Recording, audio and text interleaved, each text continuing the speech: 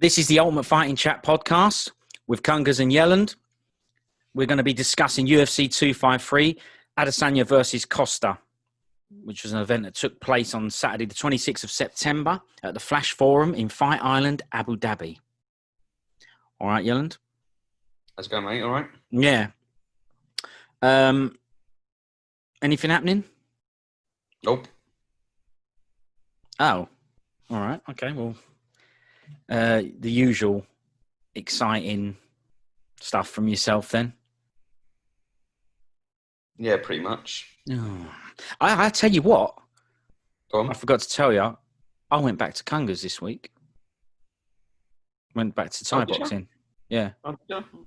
I went on because the guy who I used to train with there, he's been saying it quite regular. You know, when it reopened up, I've been asking him what's it like, the social distancing version, and as I told you before, I was never keen on it. You know, there's no discount in the money. It's going to be exactly the same money for what I believe to be a lesser class. So I thought I'd leave it for now. Keep in touch with him, see how it goes. Watch their YouTube videos and what they're doing about it and stuff like that. And I did feel rough because I wanted to support them. It's felt a bit selfish to not go and expect that place to be there when I'm good and ready. And I want the business to be there when I'm good and ready. So I was a real battle with, shall I go back? Shan't I go back? Not really, because it is because of virus. That's the question, right? Because it got switched off overnight. The place just shut. So anything I did before then, or whatever I was getting out of life, just got switched off overnight. So that was bad for me physically and mentally anyway. But when it reopened, there was still that dilemma. Well, do I start this up again? What's it going to be like? And it's good because one guy did do it. And it's a guy that I knew from there that I kept in contact with and everything. So I was able to ask him what it was like. And it didn't sound very good. Social distancing classes, no hitting pads, no contact. A couple of meters away from everyone didn't sound very good. So again, I left it. But the more I left it, the more I realized I was doing nothing, probably needed to start doing something. So eventually he made it so easy for me. He said, I'll come and pick you up. Because for me, there was barriers, right? I had a couple of barriers. He lives down the road from there. I don't live far from there, but he lives down the road and he drives, right? So he's got probably a 2-3 minute drive just around the corner. I said to him at the time, it's just towards the beginning when it reopened. I said, yeah, but I've got to get on the train. And they've said that if I get on a train and travel, I've got to wear a mask. I don't want to do stuff like that either. I'm not, so there were barriers. So lots of reasons why I didn't do it. But he took a lot of these barriers away for me, right? He said, I'll come and pick you up and I'll drop you back. And I thought to myself, if I say no to that, this is all me now. Because I'm okay going in the building and going to train. I'm okay doing that, right? I'm not worried about doing that. So I said to myself, it's your own fault. You can pay as you go. I don't have to redo it, the whole thing. I could just pay as I go. So I went, came and got me. He took me there. And, I appreciate what they're trying to do, but I'll tell you exactly what it was. First off, before you went in the front and you left out the front, now you've got to go around the back and leave out the front. You have to have your temperature taken. You have to put squirts on your hands. Why'd you have to go in the back? I mean, I might be being thick here, but why'd you have to go in the back and leave out the front? So that you don't clash with other people. So it's a one route thing, a circular route. Whereas if I went in the front, someone could be coming out, leaving a class and coming out. And I'd bump into them. Yeah.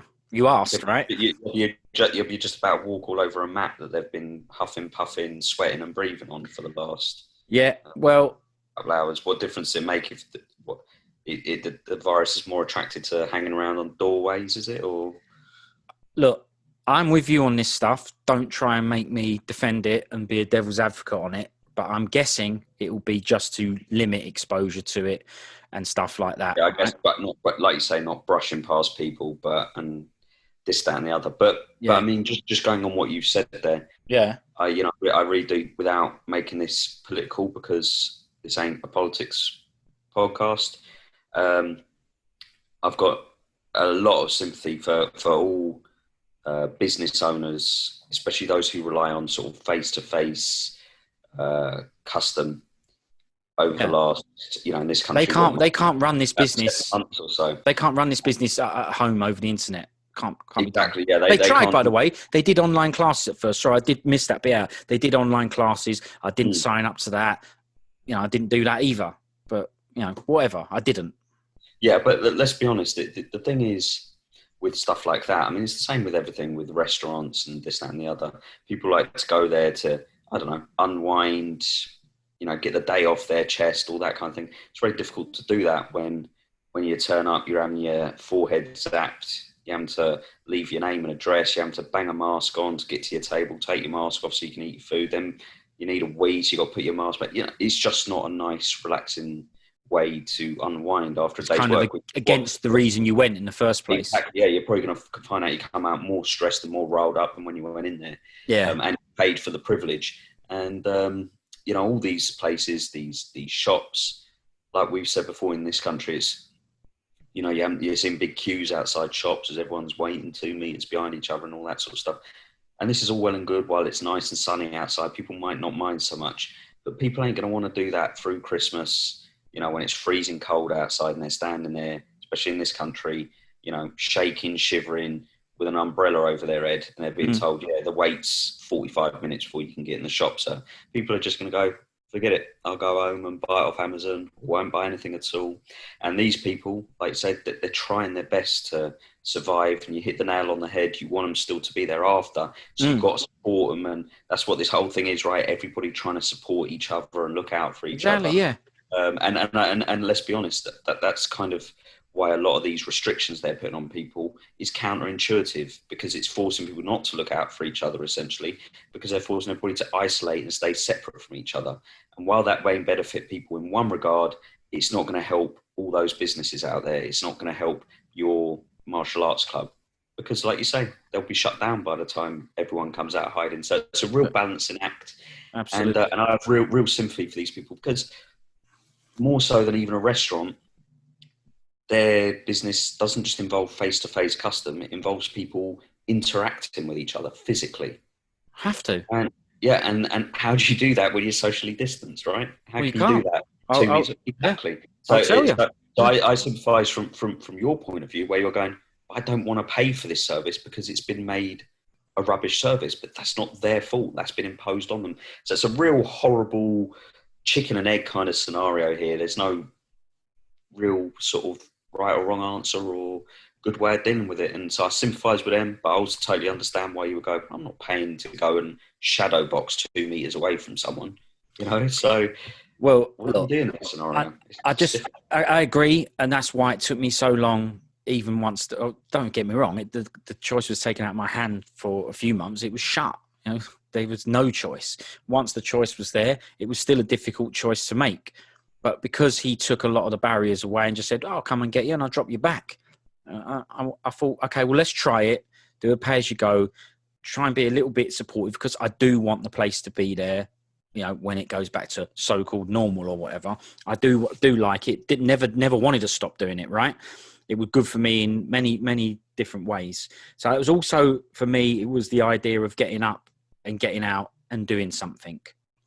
Just a bit more routine of, on this night I go and do that. I'm not saying I'm going to do it every week. I probably will, because I think mentally it will be good for me regardless of the training, right? But whereas before I would have gone 3-4 times a week, obviously not going to do that, right? Mm-hmm. And there are reasons for that, because of the styles that they do down there as well. So for example, Thai boxing, obviously I'll need a partner. Kali, which is stick fighting, I mean, I can hit the tires down there, but there's only one rung of tires or whatever. I need a partner. And even worse, I'd say the worst one is JKD, Jeet Kune Do. I just don't see how I can do that on my own. They do still do classes, social distancing version, when it's trapping and stuff. Trapping, you need arms to trap with. You need something, right? So I think that's probably the worst one of the lot. But I went down there anyway. I weren't too fussed about all the sanitizer. the temperature taking, whatever. What I did say to him on the way was, well, online it says you've got to book all this. I haven't booked. And he went, it's me just on my own every week. Yeah. One person. Isn't that horrible to hear? Yes. These poor guys are trying to carry on a business for if you like, the love of the sport, the passion. Because I don't know what their business looks like, but I imagine this isn't the only thing they do. Or if it is, then that makes it even worse. It's all they do. Well, there you go. They've got nothing else to fall back on. As a matter of fact, 10 years ago, the owner, they celebrated it, a number of months back, and they said, I'm celebrating the 10-year anniversary of me doing this full time. So there was a point where, like you say, it was part time. He did at the club and had a normal job, and then this happened. Yeah. Yeah. I mean, like I said, I don't want to make this political, so I guess I'll just leave it there. We weren't that good. I don't want to be nasty. It was nice to see the guys and everything. And by the way, there was 3 people. So me being one of the other ones, and then somebody else. The maximum they can take, regardless, is 6. So even at a full head count of people agreeing to do the social distancing version, it's still only 6 people, right? It's still nothing. And you had to find a spot on the mats with a yellow bit of tape, what they've spaced out. Find your spot, and every lesson is going to be different because you learn different things in each lesson. But the things that we did, the things that we went through, are things that I've done before with a partner, and I just had to do it all imaginary. I had to imagine someone was jabbing and I was catching the jab. Yeah. And look, go on. Sorry. Oh no, sorry, I interrupted you. Go on. It wasn't bad. Most of the people that go to things like that, some people go because they like martial arts or whatever, but what people like, and you know that from boxercise and anything like that, even in normal gyms, not real martial arts gyms, people like hitting stuff, right? So someone like me might still go because they like martial arts and whatever, but these and other people, say parents of the kids, they ain't going to that. You're eradicating the bit that they love. And trust me, I know it. I speak to them when I went before, they like hitting the stuff, as you know, right? Mm-hmm. They like hitting pads, yeah? So you're taking that bit away. So I'm no surprise that it's empty, that nobody's there. But I had to literally imagine everything. I had to imagine that someone threw a jab and I caught it. I had to imagine that someone threw a cross and I parried it, and then I grabbed them behind the neck and threw a knee in. I had to imagine it all, 18 different counts. And but what I will say is, on a positive note, for me to engage my brain and remember these moves was good for my brain to try and remember stuff. And go, right, I've got to remember to do this, 1, 2, 3, 4. It was good for my brain, right? It was healthy for my brain. And the next day, my bum cheeks, my legs, my toes from where I'd been moving about, and man, I ain't done nothing for ages, right, as well. I was aching. My back was aching through throwing punches. They were in thin air. So I felt like I had some exercise. There's conditioning at the end. That was still quite hard. And something else I picked up on. When you go normally with a partner, it's an hour. So it's 30 minutes each, roughly. Pads, switch over, hitting, right? This was a full hour, no switching. So it wasn't as intense. Of course it isn't, right? I'm not hitting anything. I'm not engaging any of my fast twitch or anything like that, really, because I'm not hitting anything. But I did build up a sweat, and it was for a full hour of me moving around doing stuff. So I don't know what I'm going to do long term. There are pros and cons to everything, but it needs to get back to normal. Even when they were demoing stuff, they'd come over and go, So you've got to imagine that I'm throwing a jab, and then he'd come over to me to show the others, and I'd have to fake catch the jab from like a meter away. Look, it's weird. And they were complaining as well. The teachers were complaining as well, going, she can do this and go to a pub. You can do this, but, I can't do pads with a person. They're annoyed as well, right? The people that don't own the gym, that just teach down there, they're frustrated because they're worried, right? They're on less wages because of furlough. And they're saying things like, I'm thinking I'm going to have to go and get a normal job here. And I don't want to go back to a normal job.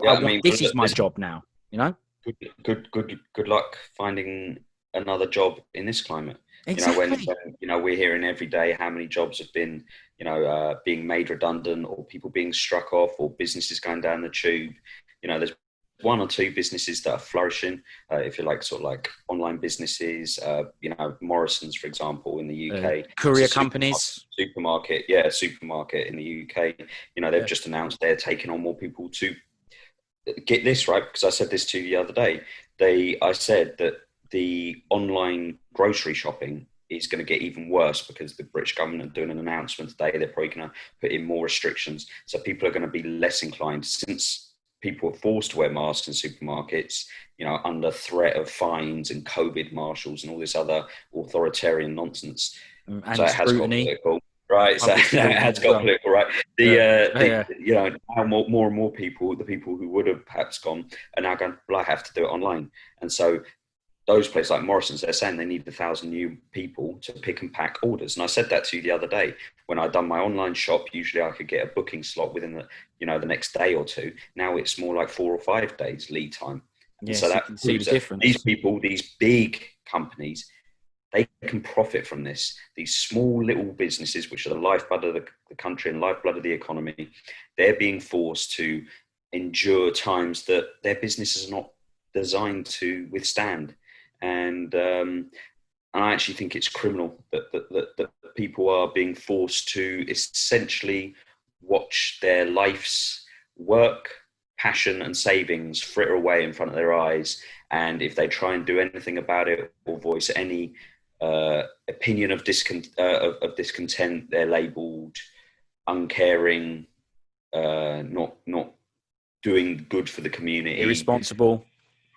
All those kinds of things. So, well, maybe you're sitting at home having Zoom conference calls and not having to get the train every morning into your office and you're loving this. But my life is getting flushed down the toilet in front of my eyes, and I've been very patient for 6-7 months. And I don't know how much longer you expect me to be patient for. Perfect industry as well, right? It's one of those industries, say, we'll just call it the fitness industry for the sake of this chat, right?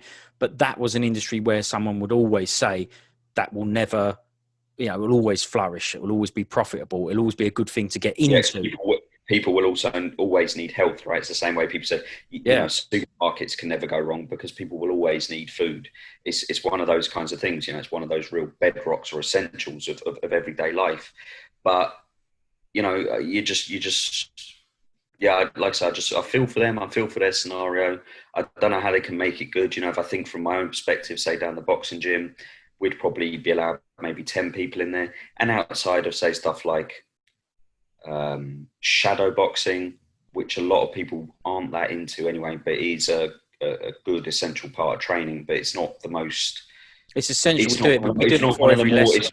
It's one of the chores that people have to get through, and they know that it's valuable, and they do it for what they get out of it. But it's not something, like, say, that they enjoy. They enjoy the pad work, they enjoy the partner work, they enjoy the sparring.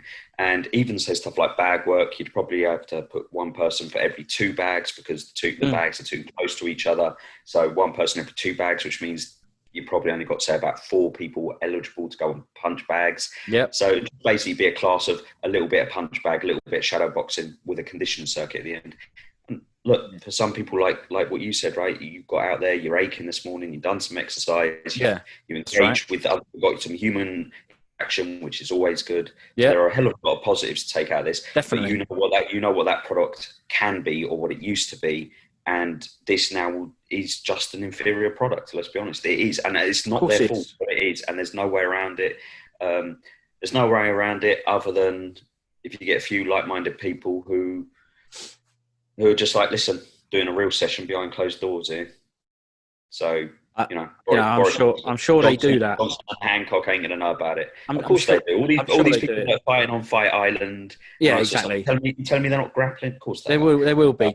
But I know. I was speaking to the Gru about it, and he also said, "Well, why are they bothered? If you ain't bothered and he ain't bothered, why did he do a demo a metre away from you? Why didn't he just do the demo for the other students?" And I said, because he's got to put on a show for the other students. The other youngster that was in the class is going to go home to the mum and dad and might go, look, it's supposed to be social distancing, but the teacher went with one of the other blokes and was doing demos and stuff. Mm-hmm. But you have to be considerate that I'm not bothered, you're not bothered. the trainer might not be bothered, but the guy in the corner might be bothered. And it only takes one person to be bothered to make that class uncomfortable for that person, or let's be honest, maybe spread the virus, whatever it might be. And so this is the thing. I remember I had a chat with you about it when I was walking down the pavement, and a woman basically was coming the opposite way and hid behind a hedge until I walked past, because the pavement that happened before virus, didn't it? It's not, it used to happen more frequently before virus. But because there were more people I was the one hiding behind the hedges.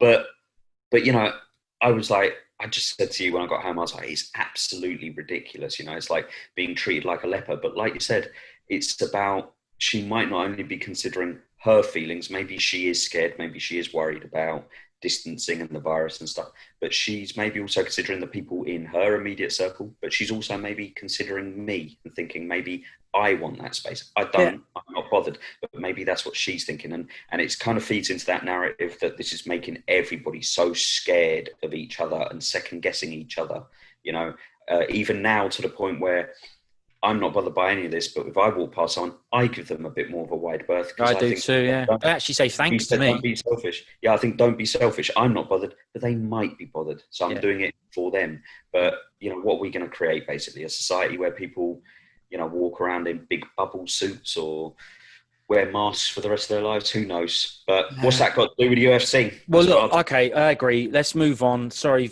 we did that chat. It was based on a genuine thing of going back to a martial arts thing. So it kind of... it's an interesting chat, right? And it's one I think so. It's literally affecting everybody across the world, and everybody can relate to, and everybody can have their own opinion, and people can say, you guys are talking garbage. I know someone who got it and almost died, or even worse, did die. It's all that's all well and good, but we're just talking about something that you had to deal with the other day, right? Yeah, that's just an experience that I had going back to a martial arts class and what it's like and how it's been affected. And I don't know what I'm going to do about it. Like I said, there were definitely positives to going. I felt good about it, but at the same time, like I said, I also felt nice about supporting them people. That's what I was going to say, one bloke every time, right? One bloke in a class every time. That's crap. I get it. So it ain't just me that's given up on it, right? It's rubbish, man. It's really bad. And it's understandable, right? If someone said to me, do you want to go and do shadow boxing and hit a bag for an hour and a half? I go, not really. No thanks, yeah. It's like, because as much as like you say, that I can still learn techniques, I can still do footwork drills. There's so much you can do. Definitely is, yeah. But it's just not, you're not getting the most out of your time. Listen, I can shadow box at home. They're the facts. In fact, I do when I'm making a cup of tea and the kettle boils. That's when the shadow boxing comes in. I know, with the noises as well. Yeah, of course. Yeah, someone's a real boxer or trained real boxing when they do that. Of course, they don't do that. That means they ain't real. It's as simple as that. But on the flip side, talking to people who ain't real at boxing, William Knight and Aleksa Camur. Neither of them. No, you can't do them yet. I've got fights before that. Right. All right. I'm gonna refresh that it's UFC 253 Adesanya versus Costa. I'm going to refresh that because it's been ages. Commentators, John Anik, Paul Felder. That's getting a bit run of the mill. Megan O'Leary. Yeah, Felder's getting too much work in the booth, as far as I'm concerned. He is. I like him. Like, he's the permanent. He's more regular than Anik. He is. He is. And he, like you say, I like him as well. Now, what I will say is I saw a program before the event with Dan Hardy, and they were saying like, oh yeah, Dan, you enjoy yourself because you're in Fight Island. So I thought, wonder if he's going to be commentating. So I'm pretty sure he was there because he said, look, it's too hot here, but trust me, I'm looking out at the, the view and all. So I know he was there, but he didn't commentate on the event. Has he been banned since the whole Herb Dean smash up? Because I've seen nothing since then. Could be a coincidence, right? But there's been plenty of events, and no, he doesn't do all the events. We know that, right? We know the events he does. He normally does the European ones. There are no European ones. Fight Island has now become that hub of world MMA, right? Mm-hmm. But I've not seen him do nothing.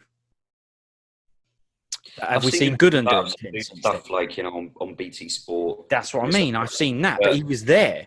yet they still wasn't. No, I'm sure he done other things, little shows to do with analysing and breaking down fights or whatever.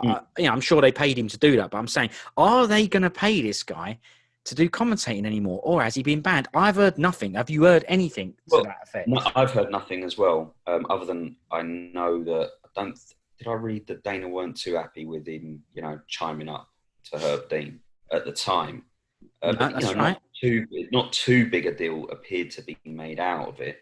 We didn't really discuss that at the time. Now's probably not the time to discuss it either. But I don't think it was appropriate of Hardy to behave the way he did.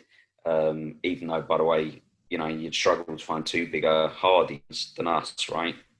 But the fact don't mean I have to agree with the way he behaves every time. I didn't think that was good the way he behaved. Yeah, and that's that. But who am I? That's just my opinion. But what I will say is he generally worked the desk alongside John Gooden, and Gooden obviously hasn't done anything either because, like, as you said, there's been no European events to speak of. But not that I can think of anyway. But there definitely hasn't been. But they've done. The last time they did it was Vegas and Abu Dhabi, isn't it? But I think it's. I'll be surprised. It could be just a coincidental that he was never booked at any of those events. But like I say, why is he in Abu Dhabi then? And maybe he has been wrapped across the knuckles. Don't forget what happened to Kenny Florian. I know that he plagiarised that guy's work. I know nothing. Work, and then after that, he never commentated on an event again. Now I don't know whether he done a Brian Stan and said I'm walking away from doing commentating because he obviously works in the studio and stuff like that, Fox Sports studio and blah blah blah. But even that, he's not as regular as he used to. He used to be like, if you like, the guy that was kind of filling Joe Rogan's shoes or filling in the gaps when Joe Rogan weren't doing the pay-per-views or whatever. Yeah. Now he's after that plagiarising thing, he's never commentated on a. See, this is the thing. That's what I'm saying. So it's not that could be a coincidence, but it probably wasn't, right? He got into trouble for that, and you've never seen him do it out again. And we'll see what happens with Dan Hardy. Maybe they're just letting it blow over, so to speak. I'm sure he'll work the desk again for like some, If he was in Abu Dhabi, it wasn't a packed desk, right? I just told you it was Anik and Felder. There's room for another guy, right, on a massive card. Yeah, there's room for another guy. Right, let's move on because I do want to chat about that Dan Hardy thing. I do, but we'll never chat about the event, and I'll probably chat about that Dan Hardy thing for an hour. I think quite easily. Could probably chat about anything for an hour quite easily. Maybe let's see if we can make it 3. Right. This event, I'm going to start off by saying I thought it was pretty crap. Didn't really enjoy it, and the one before I did. I went, yeah, it was quite good. I didn't even think about it. That's the point, actually. I didn't even think about whether I enjoyed the previous event. I just did, but I didn't think about it. I've had to think about this one as in, I didn't like this. I didn't think it was very good. When that comes up, it means the question, it means it weren't very good. When it don't, and it just flow and went, oh, the UFC, blah, blah, we're going to have a chat about it. I know there was nothing wrong with it. It was good. I didn't really rate this event. And now, I don't think I'm the kind of guy to go, oh, well, I was disappointed because I thought it was going to be amazing. It had all these wicked fights on it on paper, and it didn't deliver. That's not really my thing. It wasn't very exciting or interesting. What did you think of it as a whole? Yeah, not each fight. We'll break down the fights in a minute. What do you think of the event? Well, I think it was very top heavy, as in obviously it had 2 title fights, and there wasn't much substance beneath it, as in sort of any sort of big names or sort of anticipated matchups. So it was one of those ones that when you sort of hear about it on the horizon. Adesanya Costa, obviously amazing fight. I can't wait for that. And I get Reyes Blachowicz as well. Brilliant. 2 title fights. But then you sort of like start going down the card, and there's some all right, decent fighters on it, and this, that, and the other, and a couple of the fights were decent, and blah blah blah. But like I said, there wasn't much emotional engagement for me. Further, it was just a bit dry, wasn't it? Yeah, it was a little bit like I could have been watching a Cage Warriors event or anything else. It was just sort of agreed. A bit of kind of like a local event with 2 real big top heavy fights at the end. So I don't know. I was more engaged and interested in, like, same as you, the previous week's event, the Covington Woodley one. Without trying to be, naturally. Yeah, I mean, I thought I'd be a lot more into the Adesanya Costa fight than I actually was, if you know what I mean. So yeah, all right. But if you look at the previous event, you had Covington, Cerrone, obviously It was way better. Yeah. You had the Chimaev. So you had sort of a few things where you're like, oh, this guy. Now we can't so. no crowd and Fight Island because they're essentially the same thing, or are they? Because I think that no crowd thing's kind of worn off. The novelty's worn. So I liked the fact that I could hear the corner and this and the other. Now I really feel like that card would have benefited from, say, if it was held in New Zealand or something like that, with all the New Zealand fighters on it, with the rivalry between Adesanya and Costa, the booing, the cheering when Adesanya, and all that stuff. I think that would have made the event far more engaging. Exciting all these events, they just seem a little bit like the Ultimate Fighter fights, right? A little bit echoey, a little bit taking place in your living room. They don't have the same buzz. And so I think they suffer a little bit from that, perhaps. They don't have the glitz and the glamour. That's right. And that's the trick. Apart from Buffer, he's still bringing it, right? Anna Levy. Yeah, exactly. But I was going to say, are they the same? So we had one the week before was Vegas, and now we're back at Fight Island. Are they the same? This is the first time that I noticed, and I don't think it's because of the fighting and what was going on in front of me. I just literally noticed it as in I could see it. First time I had noticed that this cage was bigger. I know that it's bigger than the one in the Apex in Vegas. I know that, right? But it never meant anything. I'm not saying it meant anything to the quality of the fights. I'm just saying that this time, when they're walking back to corners and stuff, I went, oh, yeah, it's a bigger cage. And I noticed it. Does it make any difference, this bigger cage? We ain't fighters. We don't go in the cage, etc. But use your common sense. What we saying about... Have you ever noticed anything like, oh, fights are better in the smaller cage than they are the bigger cage? That's my first question to you. Or the other way round. And do you think it would make much of a difference fighting in one, small or big? What would you... And third question, I won't remember these, so you'll have to. If given the choice, what would you do? Would you get rid of one? Would you keep both? Would you go, let's go with a small, let's stick with a big? Would you, as a company owner, you're a man in charge, would you stick with one or the other? So I don't even remember the first question. Okay, I do. Make any difference to fights? I wish maybe you'd asked me these before we started. Recording. We don't do things like that. We're real. You throw me under the bus, but I am throwing you under the bus. But sorry, you feel like that. But honestly, I'm going to say this now, because people that don't know, we don't do I'm going to say this beforehand stuff. It's not planned. We just have a chat. That's what this podcast was always meant to be. Two friends having a chat, and that's what it is. I've made no notes about cage sizes. I made a mental note of it. And I was like, I'll ask him when I speak to him. And that's what I've done. So I know you might want to be prepared, but tough. I want real natural answers. Well, the only reason I say that is because it popped up on my my screen, somebody talking about the difference that cage sizes has to, the amount of stoppages and stuff like that. But I haven't watched legitimately, as in statistically. Yeah, statistically, yeah. All right, you get okay. knockouts and stuff like that. Yeah. But I haven't watched it, so I can't really tell you. Okay. Actually, I've got a feeling my common sense would tell me that you are going to get more knockouts, more engagements in a smaller cage, right? So if say, for example, if I had a fight with somebody on the street, openly on the street, where there's endless places for me to sort of move and run around. You've seen those kind of street brawls, right? Where they start at one end of the street and they end up like about 200 meters away, because somebody keeps backing up and this, that, and the other. And then if you see, say, two people having a fight in a public loo or something like that, well, it's more intense, right? We saw that one the other day of that one where they bust into the cubicle and there was that little guy in the crap in there, having a poo, and he had to sit there while two people were fighting next to him. So it obviously encourages or enforces engagement. The stinker of a fight, that if you're in a smaller fighting environment, that's common sense. Have you noticed it? Nah, that's what I was going to say. Sometimes I notice it where I notice it visually and I go, oh, this is a small cage. Sometimes I notice it boxing. Oh, it seems like a small ring or what have you.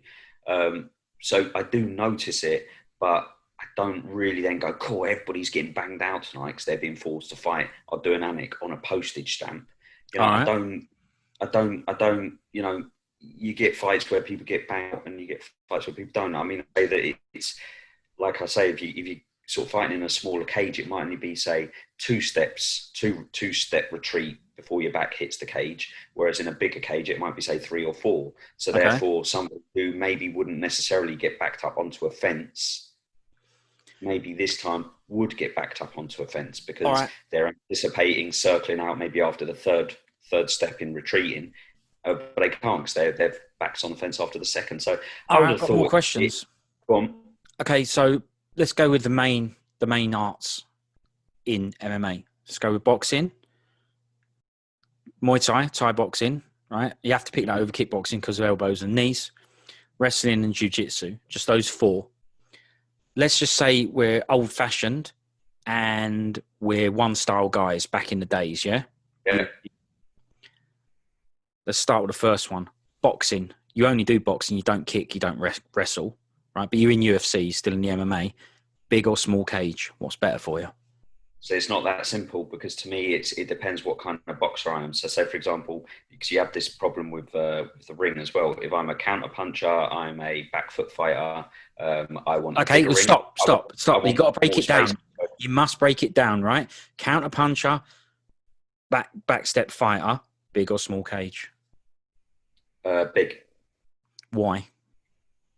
Because it gives me more room to, work angles, disengage, pick the time when I choose. Does the counter puncher lose his advantage once his heels hit the cage?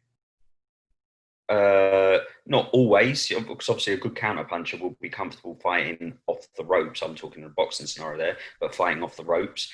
But it just means that I get more space with which to work. Whereas the opposite, being a fighter, if I was a pressure, my whole game plan is to force somebody to engage by perhaps pinning them on the ropes or each. And if I have a tighter space in which to do that, the work is a lot more work is done for. So if I was a counter puncher fighting, an example of a counter puncher, what, in UFC or in boxing in general? UFC. Oh, a counter puncher off the top of my head. Well, I would say that Adesanya. Okay, and the pressure. Costa. Okay, meant to be, but yeah, all right, okay. Just so that people can know what style you're talking about, you know. So you're saying if we take that just very quickly, the Costa thing, right? Costa, we didn't do a prediction show before this event, but we both had spoken about it before, and we both said that even though Costa is the most dangerous and the best matchup for Adesanya, it's a terrible matchup for Costa. And I fully expected him to get knocked out in the first round. It's only the fact that I do think he's actually, but we won't go into too much detail now. But anyway, I thought he was going to get knocked out in the first round. And I think that having that bigger cage really highlighted how perfectly what you're talking about, big and small cages here. Yeah. Because his thing is to get people on the back foot. He marches them down to the cage and then he smashes. He just unloads big bang, bang, bang, bang, devastating strike. It was for him to pin Adesanya down, both because Adesanya is a good mover, but also because he was using good strikes and the correct strikes, but also because this cage size didn't help. A smaller cage, there may have been 1 or 2 more opportunities to pin up tight against that cage and unleashed at least a few shots. And who knows, if he landed, say, an early shot, an early big pounding shot or shot to the head, it made Adesanya a little more apprehensive. Less in control. Yeah, but as it was, he didn't have that opportunity. I'm not saying the small cage would have made any difference, because I just said to you, I thought he was going to get knocked out in the first round. But I'm just saying, might have made it more competitive. It definitely would have helped him. All right, and just there you go. That's it. That's an argument. Supports your argument of the counter striker is better off with a bigger, more space. That's right, yeah. So, and I think that's the same with Muay Thai, the same answers. I think he's exactly the same with Muay Thai, no difference at all. Even more so because they've got longer limbs to use, like legs and stuff. They do not want to get shoved into a cage and taken down. They want to be able to use their kicks, keep people away. The easiest way to do that is to step out of range of punches and kicks and counter back with long limbs and keep people at bay, you know. So, but like you said, it does make a difference on the styles, because when they want to, they will need to close that distance and get into the pocket and finish the guy off rather than constantly keeping him on the outside. And at that point, a smaller cage is preferable, isn't it? So it does. Yeah. I agree. Yeah, it makes sense. I guess with wrestling, it depends. If you're a Randy Couture dirty boxing kind of wrestler, you want a small cage where you can get someone up against, clinch up against the fence. He wants to close the distance and have it as small as possible, doesn't he? Exactly. Yeah. If you're someone who likes to do, you know, a grappler, a wrestler that likes to do, you know, pin someone up against the cage and clinch your hands behind their legs, then you want a smaller cage, maybe a bit more of a power double shot guy, like a bit of a Chad Mendes. Maybe you want a bit more room to sort of power through some people rather than having the cage sort of disrupting your momentum when you're shooting in with those power takedowns. Maybe that. Maybe. I still think he would like... I still think he'd want a bigger cage, yeah. No, I don't know. I think Mendes would have to ask him. Smaller cage, sorry. I think, yeah, exactly. I think he'd want a smaller cage because he's got two options, isn't he? He can drive, and if the cage isn't there, then he can take him down with his power double. Yeah. And if he drives and he reaches maybe the jiu-jitsu guy wants a bigger cage because he does want the cage impeding his submission. I think so, yeah. Yeah. So a bit different. It depends on the style of fight, right? If you either get an aggressive pressure fighter who wants more engagement, they will want a smaller cage. And if you get somebody who sort of works a bit more of the back foot, counter striking, is a bit more perhaps calm and calculated in their approach, they might want a bigger cage. All right. Okay. Well, listen, it was a crap question, so I'm moving on. I've done my best with it. Thanks, mate. Yeah. Very knowledgeable. One thing I noticed about this event before I actually move into the fights, and people are going to go, can you guys ever talk about these fights? And we're talking about everything, right? Is this time, and this is the first time from memory, and you'll have to correct me if you know any different, the interviews were in the cage, the after-fight interviews were actually in the cage and not on the, say, point outside. You know, they weren't social distance. The Fight Island before, was that the case before? Because I can't remember whether the interviews were in the cage or outside with Ed's. I'm sure they were all outside. I think so. Yeah. Viewpoint with like so those big tank driver headsets on, and because I actually noticed this and I found it weird, and because I found it weird because not only were they interviewing in the cage, but Anik was going right up close to him. No mask, no nothing. Yeah, like within a meter of him. By the way, if you hadn't already guessed, I couldn't give a monkeys about that. You know, have a snog with them if you like. Bothers me not, but I'm just saying that it did stand out for me because I was like, me too. Why is it different now? Why have they got? Hang on one second. Why have they got to? Why is it now okay to, be that close with them? Well, I would guess, right, that there is something behind it. So Fight Island is a bit more of a sanitized area. You get tested before you go into it. You get isolated in between. You can't go anywhere else. You can't, once you're in, you can't go out. So you could say that everyone is 100% safe in there, right? There's no people coming in that haven't been tested, and you're not allowed out of there. You know, the hotel is in there. The restaurants are in there. They have gym areas in there. You know, so you could go, well, there's no risk here. Right? You could say that, right? So that might be why they felt safer doing it. But even so, if you keep your eye out and you have a look when people are walking out and all around the venues, it's all saying masks to be wore at all times and this, that, and the other. But I've never seen Dana White with a mask once. He's brilliant, right? So I've not seen that. But I'm just saying that I don't like you. It don't bother me. But it looked weird because I was thinking, oh, guys, what about the impression here? Because you've got cornermen with masks on, and John Anik didn't have, and I'm glad he didn't have. He's interviewing, right? But normally the interviews are done completely separate, and they wasn't. What we saying? What does that say about the state of the world that we're saying, that's weird, he ain't got a mask on when Anik's interviewing people? You know, that now that's up to both of us. That we both picked up on it and we both went, that's weird. Yeah. He's talking to somebody else without a mask on his face or a visor. Yeah, it's now more normal to wear one, right? Exactly. I mean, that's kind of the position we're at in the world. But yeah, it's Have you heard anything else about it? You know, have there been any chats about it, or anyone said anything that you've heard? Because I've heard nothing. No, I mean, I don't, don't generally go on and. But this is why we do chat. All that stuff, that high, but yeah, it is the first time I noticed it as well. Yeah, both of us did. In recent events that was the thing. The other thing I noticed was the UFC's employed somebody who's about 19 foot tall. The bloke who stands to the right, to their left of when they're getting announced. You mean? Yeah, that's right. Buffer's doing the chats. There's a big lanky bloke there, isn't there? Yeah, there's a big guy. streak of fingers. Yeah. He was just, so tall. I mean, it was ridiculous. And he was looking at him and all that. He's probably looking at the veins in Buffer's neck and all that. I mean, he was going nuts, wasn't he, him? Yeah, his suit was so horrible. It looked like one of those, those pictures that you're supposed to stare at. And if you stare at for, long enough, you see an image in it. So it just looks like a mash of colours. But somebody says, no, if you stare in it long enough, it's a picture of... the London Eye or something like that. Yeah, I think that's what they called it, like the magic eye sort of pictures or something. I think it is that. Yeah, his suit looked like that. It was blooming horrible. Well, it ain't just us that pick up on this stuff. I was chatting to Beeps about it, and he just said, "Look, I don't know what other people think, right? But Beeps said Buffer's getting on his nerves. He didn't like he said there's no crowd, and he's still going mad, which means he's more on show than ever. I mean, I think you've said before that, you think Buffer loves it all being on show and all that. So maybe he's making the most of the attention, if you like. But I said Beeps was like, this is just too much in your face, too loud, too much, getting involved in everything, too much of a part of it. So I don't know if he's getting on everyone's nerves, but...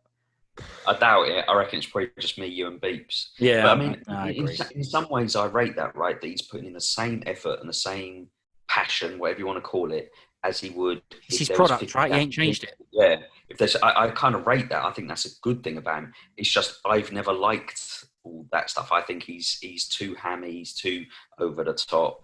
It's just not my preference. I prefer someone to be a bit more just... have a wicked voice and let me know what's going on, rather than doing 360s and neck bulges and horrible garish suits. Right. But different strokes, different folks in it. And you know what? I will say I do think he's very, very good at his job.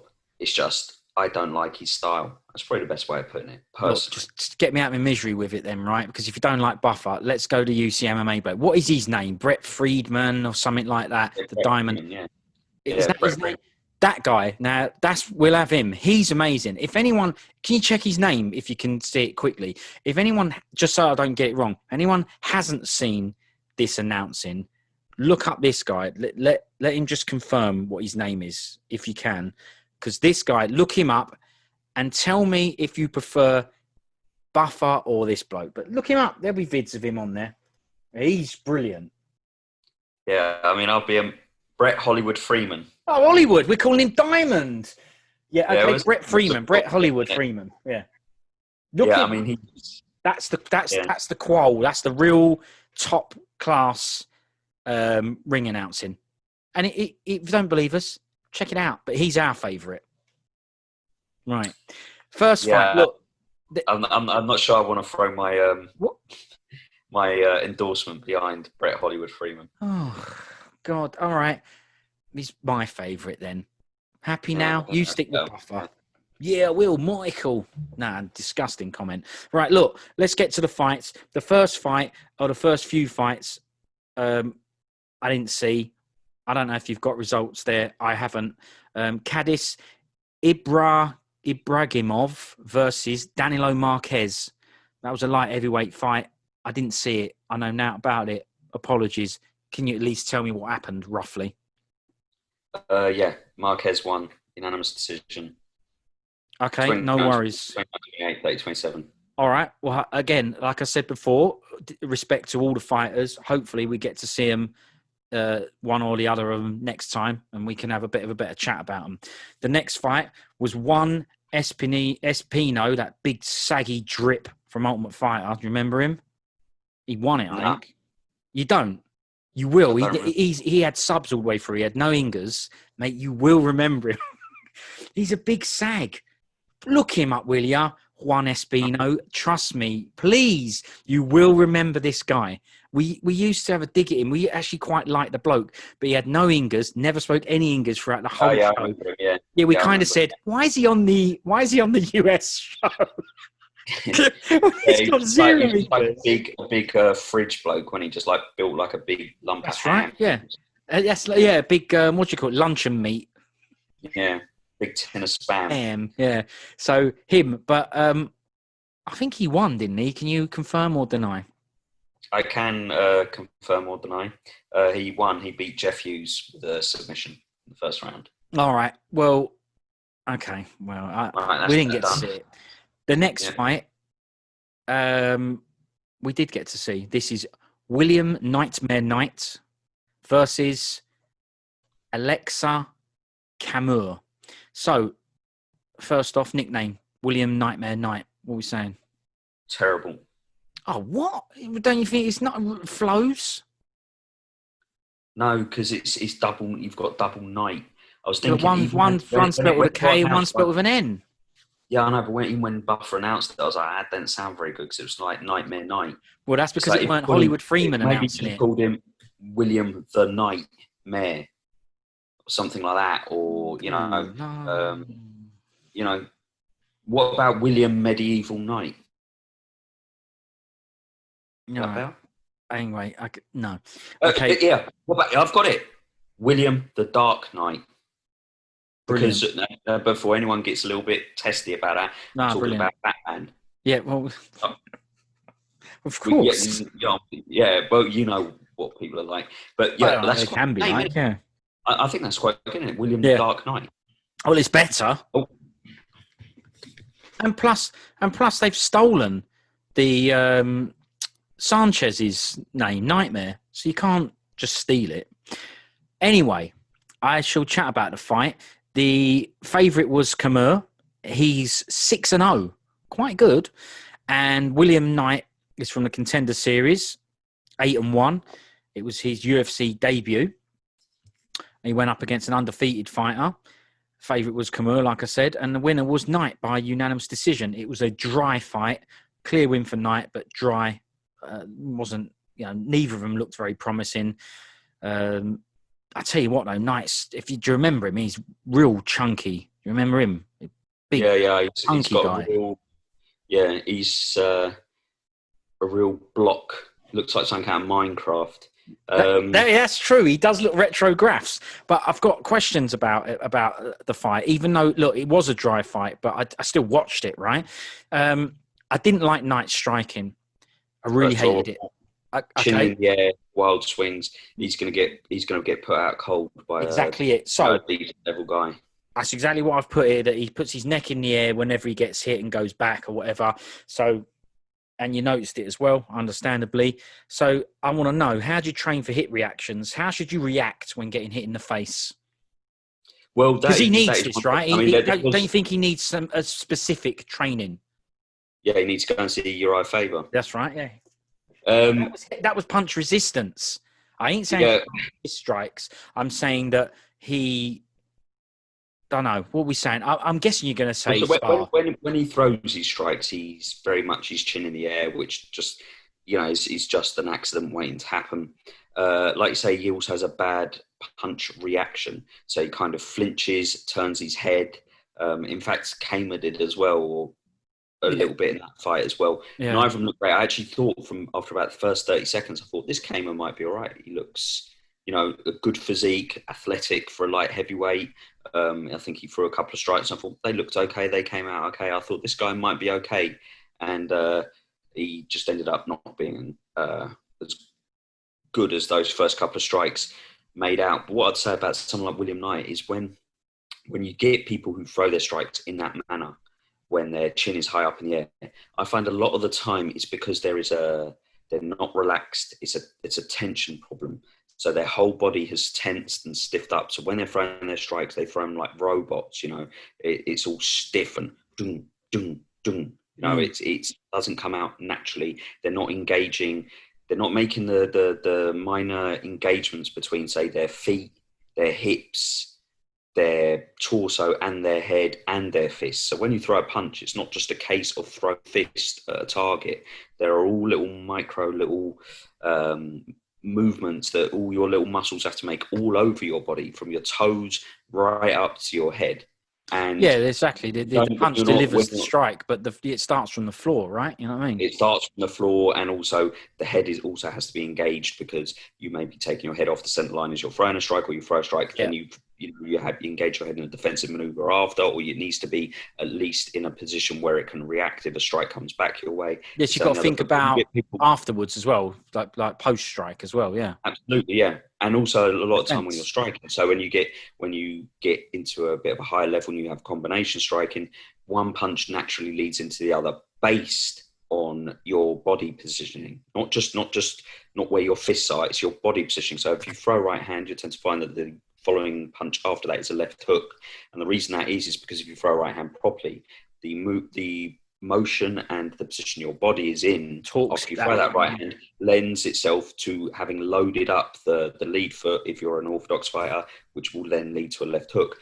But when you get people like William Knight, he's striking, he hasn't developed those little micro movements between his feet and his hips, his torso and his head. And so when he strikes, it's all very tense, everything's stiff, and that's why his head's up in the air, and that's why he's probably going to get knocked out by somebody sooner rather than later, unless they loosen him up a bit, get him a bit more relaxed and comfortable in those sort of striking engagements. That's my opinion. The fight, like you say, I didn't particularly enjoy. I was a bit let down by Camur, because like I said, I thought he looked the part, as in physique-wise, and the first couple of minutes he looked like he might be okay, but he kind of got out-hustled by Knight. And that's that. Again, these are like heavyweight fellas. You know, they're a long way off even the sort of up-and-coming next crop, like that Mike Rodriguez and people like that. They're a long way behind him. It weren't, like I said, neither of them look really promising. Don't want to be nasty, but guys, I know you're watching. You've had us chat about you. You'd be thankful for that, I guess. You know, happy to see you again. See if you've taken on these hints and tips. That's what it's all about. Yeah. By all means, look it up. We'll timestamp it so you know where to go. Just for you, I might even put a bit in there, hints and tips. If you want us to do a separate vid, we'll do it. But right now, you've had plenty of time, and we're moving on to the next fight, which is Smoking Shane Young. That's his nickname. Yep. First is Ludovit, Mr. Highlight Klein. So this was Mr. Highlight. It was his UFC debut, featherweight fight. This one, a favourite was Klein, and Klein won by KO in round 1. So you can go first. Oh, hang on, sorry. Background on the fight. Klein didn't make weight. It's a 145 featherweight fight, and he came in at 150. So what's that? I guess with the limit, is that 4 pounds over, correct? That's right. So 4 pounds over. This is quite important. This will come up later. Smoking Shane Young, he trains at City Kickboxing with Adesanya as his training partner and Eugene Berman, the coach. And the reason it's important to bring this up now is because later on, Adesanya, after his fight, has a bit of a chat with Dana White while still in the cage about people not making weight and the consequences of it, the 30% purse given away and stuff like that. This, I believe, is the fight that he's referring to. It makes sense he's referring to, because it's his teammate that not only lost that fight, his opponent didn't make weight. So anyway, go for it if you've got stuff to say about this fight. But there you go. I've got other things to say, but that's the background on the fight. Okay, rather than calling himself Smoking Shane Young, Shane too bad. Remember I said to you the other day, somebody should call themselves Smoking. TJ Laramie, because his name's named after cigarettes. Yeah, yeah, that's right. Or your TJ Laramie could have called himself the Fag. Oh, lesser reminder that we're in United Kingdom, Great Britain at the moment, and we're English. So to us, a fag is a cigarette. To Americans, yeah, probably. Yeah, probably worth pointing out. It's just like, what's the other one? A bum bag, isn't it? In the UK, we call it a bum bag. Yeah. But in America, you call it a fanny pack. Yeah, but obviously we don't call it. There's a reason we don't call it a fanny pack. Yeah, because a fanny in England is a lady's private part. Yeah. So, yeah. But smoking Shane Young, not bad, but he could call himself Shane Young Gun after the film. Much better. Yeah. You're good at these. Yeah, all right, aren't I? Yeah, no, definitely better. Honestly, I think apart from, say, Jelly Bod, I'd say that most... No, I just called him the Jelly. I didn't call him Jelly. Even worse, how dare you bring that up and correct me and make it even worse? The Jelly. That's even worse. He's not even a person. He's just the Jelly. Bad one, and that was for that Roque bloke, Martinez. Yeah. Maybe I should point out that you called... was it Sarah Aspar? I think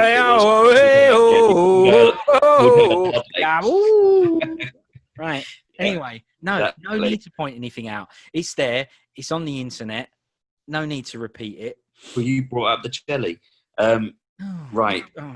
Okay, only because you're good at the nicknames. What did you call Rose Clark as well because of all her tattoos? Yeah, you called it a human sketchbook. Yeah, that's all right. At least she's a human. I think you just called her something like a mess or something like that. Yeah, there you go. So anyway, what I liked about it, it's a shame because I just thought Shane Young kind of looked like he looked okay. Didn't get to see much of him, right? Because the fight was finished within, within a minute and a half. Yeah. But he actually looked like he was shaping up okay. Looked competent and stuff. But he got stopped by, I'd say, a really good finish. Really nice, crisp, sharp punches from Ludovit Klein. Shows what can happen when you change the angle of attack in a combination. So rather than just going 1-2, 1-2, 1-2, or winging hooks around the side, which gets so much praise sometimes from the commentators. I remember once there was, Jacek had someone up against the cage and she'd done a combination. It was about a 20-punch combination. But 18 of the punches, I remember it. Jab right. And they were like, this is incredible strike. And I was like, it's not. It's garbage. This is real entry. By the way, I think Jacek is a really good striker. I'm not saying she's not, but that combination was garbage because it was just 1-2, 1-2, 1-2, 1-2, and it's easy to defend against, and it's not very good. What Klein did was he changed the angle by throwing that uppercut. He changed the angle of attack. So he brought a punch around the side and then he whipped one up right through the middle. And it's just instinctive when you get hit on the side of the head that you bring your guard round to the side of your head. And then he whipped one right up through the middle, and that essentially finished the fight. So that was pretty impressive from a good combo. It was a jab, hook, back fist, head kick, jab, uppercut, hook, uppercut. No joke. Brilliant. Really, really good. Looked amazing. He looked amazing as well, didn't he? Bod and everything. Yeah. And that's what that combo is. And you know what? That's what you get. And like you said, listen to the changes, right? Jab. You could go, oh, yeah, run the mill. No. I tell you why it's not run of the mill, because he followed it with a hook, same hand, I believe, right? That's already not run of the mill. And like you say, changes. Back fist, something that you can't often see, not expecting. Head kick, following a back fist, amazing. Now you've got to worry about, hang on a minute, I've got to block my head. Back into a jab, re-establishing your range and where you want to be. Uppercut, that's what you just mentioned, right? It's changing the angle there. Back into a hook after an uppercut, then another uppercut. That was amazing, man. It really looked good. And it did the job. Yep. Yeah, it was good. It was impressive. But, now that we've, said all that, now comes the negative. Don't like missing weight. He didn't miss weight by a pound or half a pound. He missed by a fair chunk, I would say. 4 pounds is a noticeable miss on the weight. Yeah, agreed. And I appreciate that there's just a natural human emotional response when he won, doing a cheer and a shout and all those kinds of things. But I think I've seen people in the past who have missed weight who, when they've won the fight, have reined it in or been a bit timid or even a little bit embarrassed, so to speak, because they're like, this is tarnished, this win. And that's how I feel with this. He got the win. It was impressive, good for him. But as far as I'm concerned, he hasn't proved he can fight up featherweight because he hasn't made the weight. He hasn't proved he can beat a featherweight because he didn't make the weight. And yeah, it's just just takes the shine off it. Doesn't mean it wasn't an impressive finish and it wasn't good, but it leaves a bit of a sour taste when somebody goes around screaming and cheering when they've beaten someone, when they've essentially reneged on the contract that they signed, right? They agreed to meet at a certain weight and have a scrap at a certain weight, and that guy didn't fulfill that promise. And I'm sure he is a little bit embarrassed about it or annoyed about it. And as you know, Dana don't really look favourably on people who miss weight. Sometimes he forces them to go up to the next weight category if they do it too often. And it was the first time that we know he's missed weight, but don't like it. Would have preferred it if he reined it in a little bit. And I don't know if you noticed, but he had the world's greatest Tony Bellew lookalike in his corner.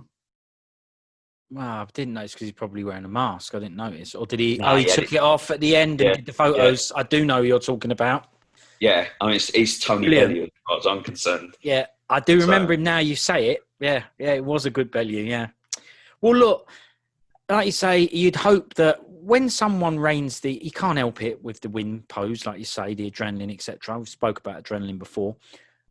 He can't help it, but at the same time, if he did rein it in and was a bit more subtle with it, it means that he's aware of the situation and in tune with the situation, and that would have been better. But I've got questions for you now based on that. So, can I just ask you something quickly first? You can do. Do you remember him acknowledging the missing of weight in his interview after? I saw nothing. I don't remember him bringing it up. That's what I'm saying. Apologies if he did.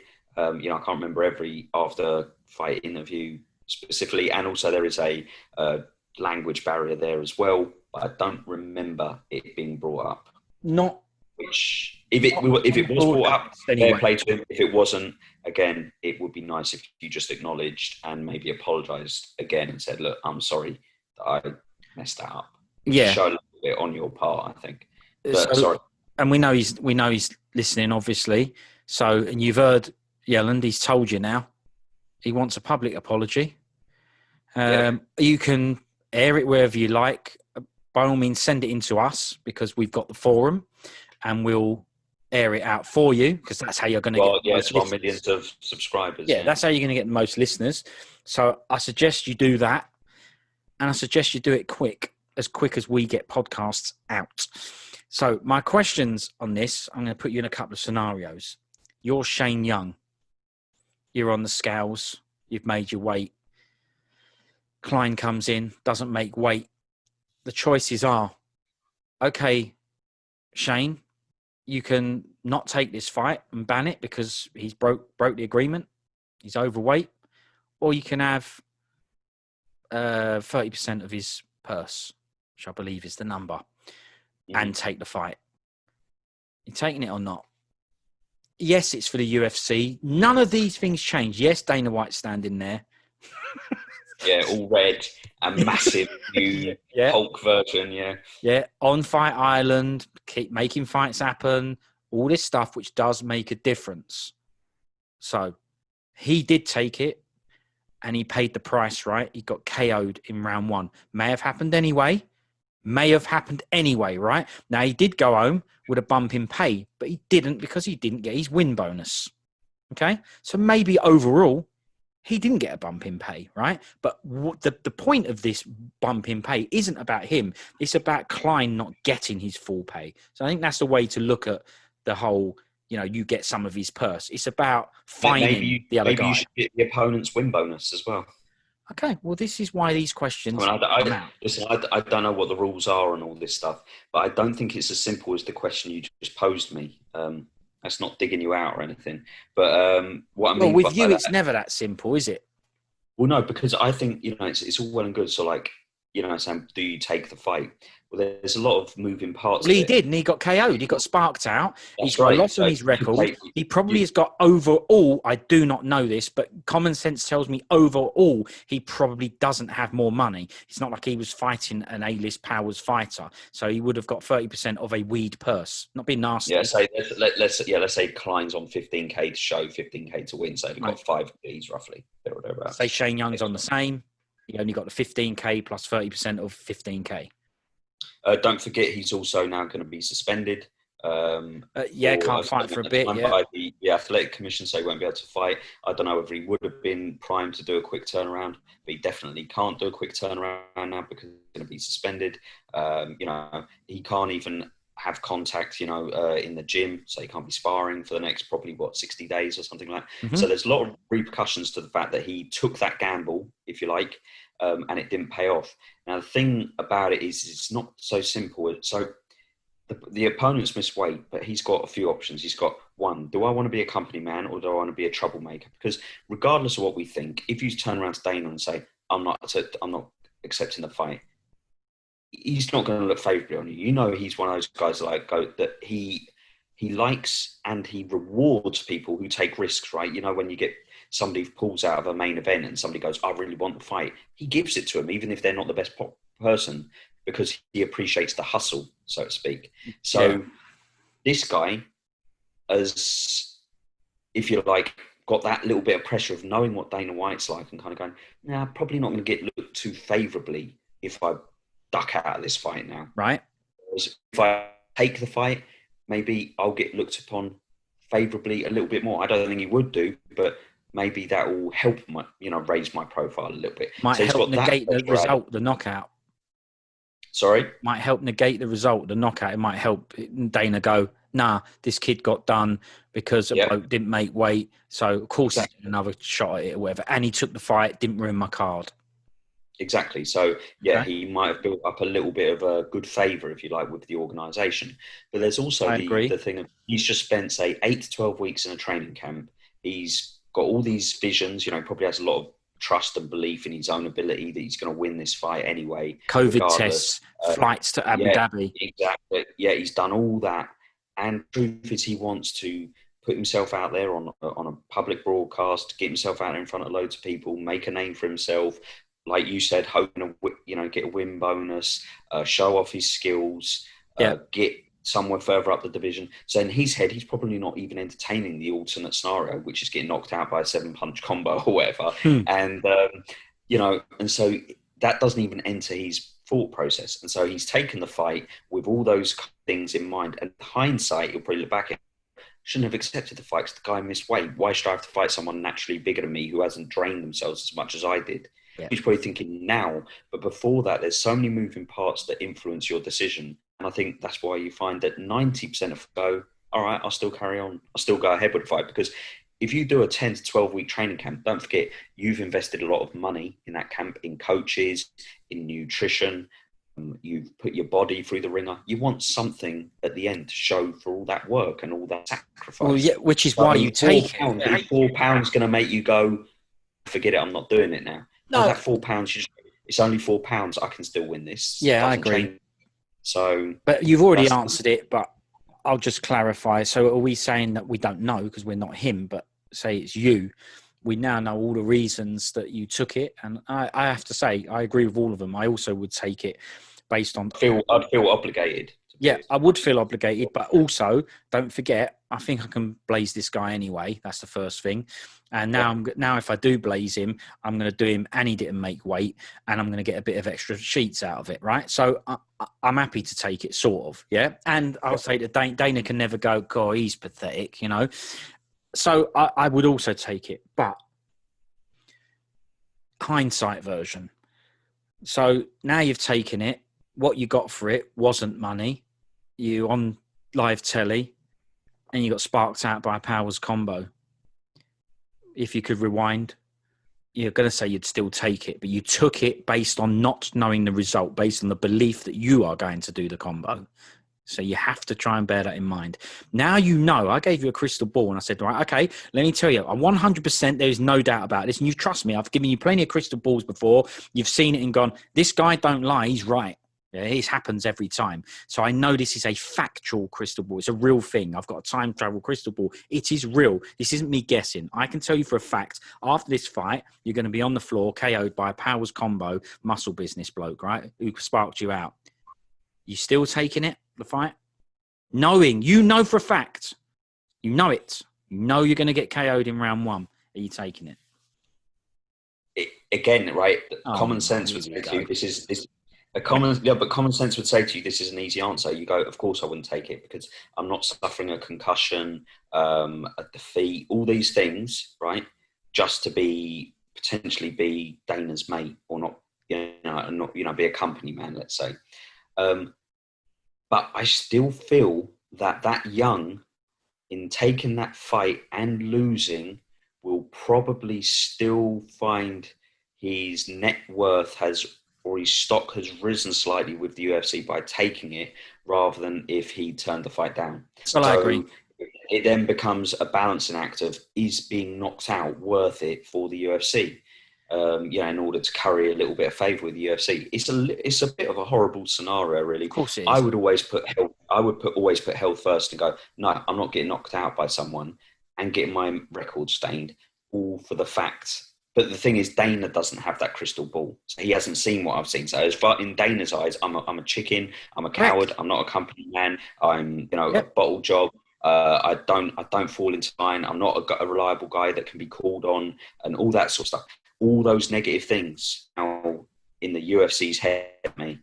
And so you go, maybe it's just going and just, to be positives that come with that. It was fate anyway. It was meant to happen without the crystal ball. With any situation, with any decision like this, you must always look at the consequences and the repercussions. You must look at it. And the easiest way to do this is basically what you've done. But to be clear on it, you get a bit of paper and you write them down. The pros, the cons for taking it and not taking it.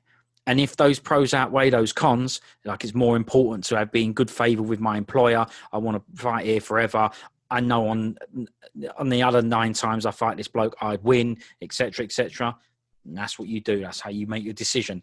But I do think a fighter, being a fighter, will probably still make that decision and go, I'll take this one because the other things are more important. But if they ain't, and the list is balanced the other way, then you go, nah, I'll go and fight in Bellator or go on a regional circuit, because they are also things to put on that list and go, what could be a consequence of not taking it? Then you go, okay, it could mean that I fight on Cage Warriors.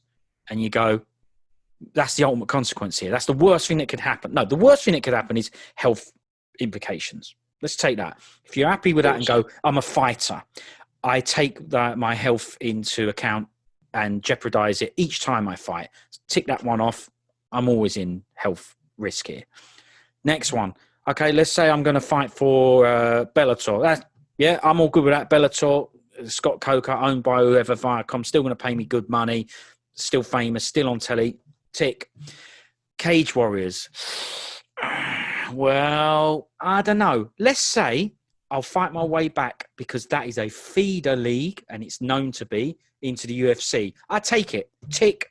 Cage Warriors. No, UFC MMA. Is it going to, Brett Freeman.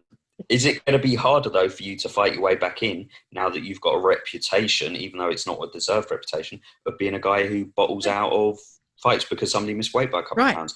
These are the horrible decisions these fighters sometimes have to make, career decisions. I guess we all have to make them in our lives. Do I take that promotion?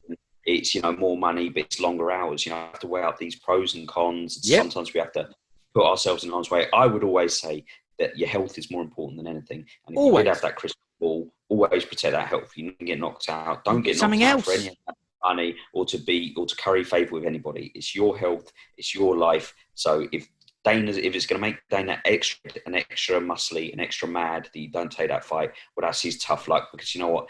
He wouldn't accept getting knocked out for an extra 5 Gs or something. Yep. So he can get lost. But I just totally understand with the mindset of these guys that they are fighters, that they are willing to put their bodies on the line.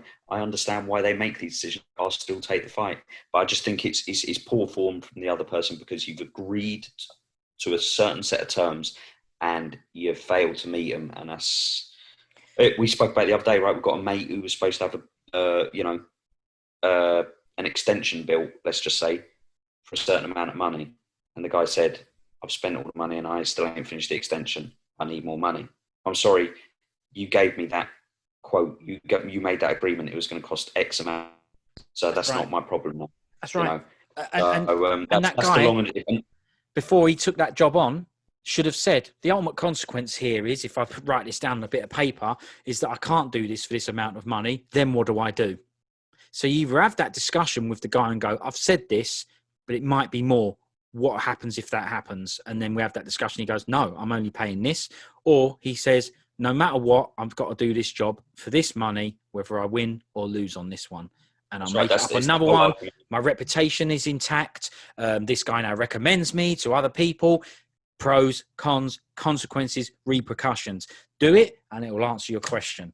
Listen, that's why people tune in, right? They want the advice. That's why people listen to this show. That's it. I mean, if you're listening, Shane, change your name to Young Gun, and you probably did the right thing based on what you want to do for a living. I have to agree, and I rate people like him. Of course, getting in there, going in there, and not kicking up stink. Obviously, we'll chat about that later. His teammate did, and he's right to his teammate. He's right to say this is garbage when people do that, because it is. So there you go. It is, and oh no, we'll discuss that. Oh, there's no problem in discussing that now because it's related to this fight. Look, no, let's do it. Let's cover it now because it is related to that fight, right? So his teammate, the famous champion, Israel Adesanya, had a little bit of a chat with Dana White in the cage after his own win about this fight and his teammate and the state of if somebody misses weight and what they should get or what the repercussions should be of that. So the reason he done that is he's supporting his teammate and stuff. And I presume that if Shane Young goes up, he probably can't even get 5 minutes with Dana White. Not being nasty, he probably can't, right? Mm-hmm. And if he could, I'm sure Dana would just go, yeah, whatever, kid. Nice one for taking that fight. See you next time. Yeah. Don't worry. You can get another shot. It's all good. I'm sure he would be nice because he seems like a very reasonable guy, right? So I think it'd be okay. But Adesanya's got the platform. Universal agreement on that, but yeah, I agree. Go on. Yeah, Adesanya's got the platform, right? And the fame. I mean, he even used it at a very, I think, a weird time to use it because he's probably the sort of guy who can chat to Dana. Not any time. He's not the only bloke, that he'll speak to. But I'm saying he can get in touch with him, have a chat with him, and cover this at any time. But he chose to do it in the cage when Dana's coming in trying to give him a belt. A little bit weird, I think. But I appreciate the sentiment. Nice of him. It's going to be more powerful coming from Adesanya than it is Young. I get that. But, that's what that bit in the cage was all about. I ain't got much to say on it because I think it's quite a nice thing for him to do. It's kind of a weird time to do it, but maybe he does it on purpose because he knows he's on telly and it's going to get a bit of shine. We're talking about it. That's what people do stuff for, right? Because they know me and you are going to talk about it afterwards. It's the whole reason people do these things. So that's what it does, right? It creates a conversation. People are going to discuss it now. If he did it behind closed doors, people wouldn't talk about it probably. So maybe that's why he done it. Yeah, I don't think that is why he done it. But, you never know. You never. I do think he just, apparently they've got a real good, every team sets of coaches say it, but they got, a real good bond down there, all those blokes that train together. Yeah, of course they have, until they all fall out, like, Rashad and John Jones and all that. They were best mates until they ain't best mates. It's crap, isn't it? Yeah, but they do seem to, sort of have a good little stable going down. And so, I'm it might be better. It might be more obvious that sort of place, the City Kickboxing in New Zealand, has that kind of relationship and atmosphere. It's literally because they're in the middle of nowhere. If you're ATT and at the time Brazilian, what are they called? Blackzilians, right? So at the time they were the rivals. They're down the road from each other, essentially. You're going to get mixing. I'm going to go down there. If it's in New Zealand, you're a bit away from the thick of it. Probably can have a better atmosphere and be more mates and more tight. Less likely to stray from the gym and try other stuff. Makes sense. Yeah, so maybe they I don't think there was anything sort of like, I'm gonna talk to Dana now about it. For some shanks, you don't know that the cameras are on and when they're recording. Don't know the cameras are on. Well, why is he doing bloody breakdancing and everything for? But yeah, no, but yeah, but No, but that's at a certain time, and you don't know whether they've cut to an ad break, whether they're on Felder's face. The cameraman's there filming him. He doesn't know that it's televised. I admit that. But he's right there in his face. Of course he is. He knows, man. That's men filming 6 different things, and to be honest with you, I couldn't even understand really properly what he was saying. It was only after a while that sort of, the 30% and 6%, it kind of, I figured it all out. Together, right? Yeah, and I think he done it as a good teammate. Like I said, I do think they seem like a sort of a tight knit team, but that's just purely based a couple of vids and stuff like that. So who really knows? And by the way, I don't care either whether they're mates or not. Makes no difference to me, right? But I do think it was good of him to bring it up because, as you said, not everybody can have an audience with Dana White or whatever. And as a champion and as somebody who's sort of turning into one of their biggest stars, or already is one of their biggest stars, he can, if you like, fight the fight for the little guys, so to speak. Use his time for someone else, yeah. Yeah, and so I rate that about him. I think that's good. And I've got no reason to believe that it was anything other than honourable. And I wholeheartedly agree with him. You're asking, like I say, that Shane Young's now been banged out. He's, probably had a concussion. He set his career back and all that. And this guy did not meet the terms that the fight was agreed on. And he's going around there cheering, shouting, doing like muscle business tenses and stuff like that. It's like, no. It just ain't. It's not on. It's. Do you remember when we played Top Trumps, that card game, and I cheated? You cheated. That's all I remember from us playing Top Trumps, that you cheated, right? And I lost a lot of respect, and I couldn't trust you again. Exactly, right. And to me, it's a victory is stained. Obviously, I've done it as a joke, but a victory is stained when it's not been obtained under the correct, sort of defined set of rules and the correct agreements. And so for me, that Ludovit Klein victory, I know we're going back to that, it's not a real win, in my opinion. Mm. And so would you do a rematch? I wouldn't do a rematch either. No, I wouldn't do a rematch either. But I think Adesanya is completely right. It's like, listen, if you guys are not, it goes back to that guy with the extension, right? If you don't do your job, what you set out to do, then you do not reap the benefits of that. And someone go, well, you got a 30% fight. Well, that's not enough. 30% isn't enough. It isn't enough. That guy has now been banged out. Well, we've just agreed that he's probably going home with less than if he won. Exactly. Yeah, possibly. Yeah, like you say, he's going to miss out on the win bonus. Look, if he'd have beaten Ludovit Klein, he'd have had a win bonus and Ludovit's and his own show money, right? So it'd have been fantastic. But it didn't transpire like that, and it won't always transpire like that. No. And it's good that Adesanya brought it up. I agree with him. It should be changed. Maybe something like the win bonus goes to the opponent as well, or something like that. So the opponent automatically gets a win bonus. So let's say Ludovit Klein is on 15 grand to show and 15 grand as a win. He should get fined 30% of his purse, so 5 grand roughly, given to Shane Young. And on top of that, it should be treated that Shane Young has won the fight by default, so he gets Ludovit's 15 grand as well. Done. Yeah. So you lose it, you get no. I know he doesn't get a chance to win the win bonus because he missed weight, but it actually goes to the opponent's way. Just makes it a bit more compensation for the person who's on the receiving end. So I agree with Adesanya. And as Adesanya said, bring it up. Go on. He said, if you change these rules to what he was suggesting, 90% or whatever, people just won't miss weight. He said, I guarantee you people just will stop missing weight.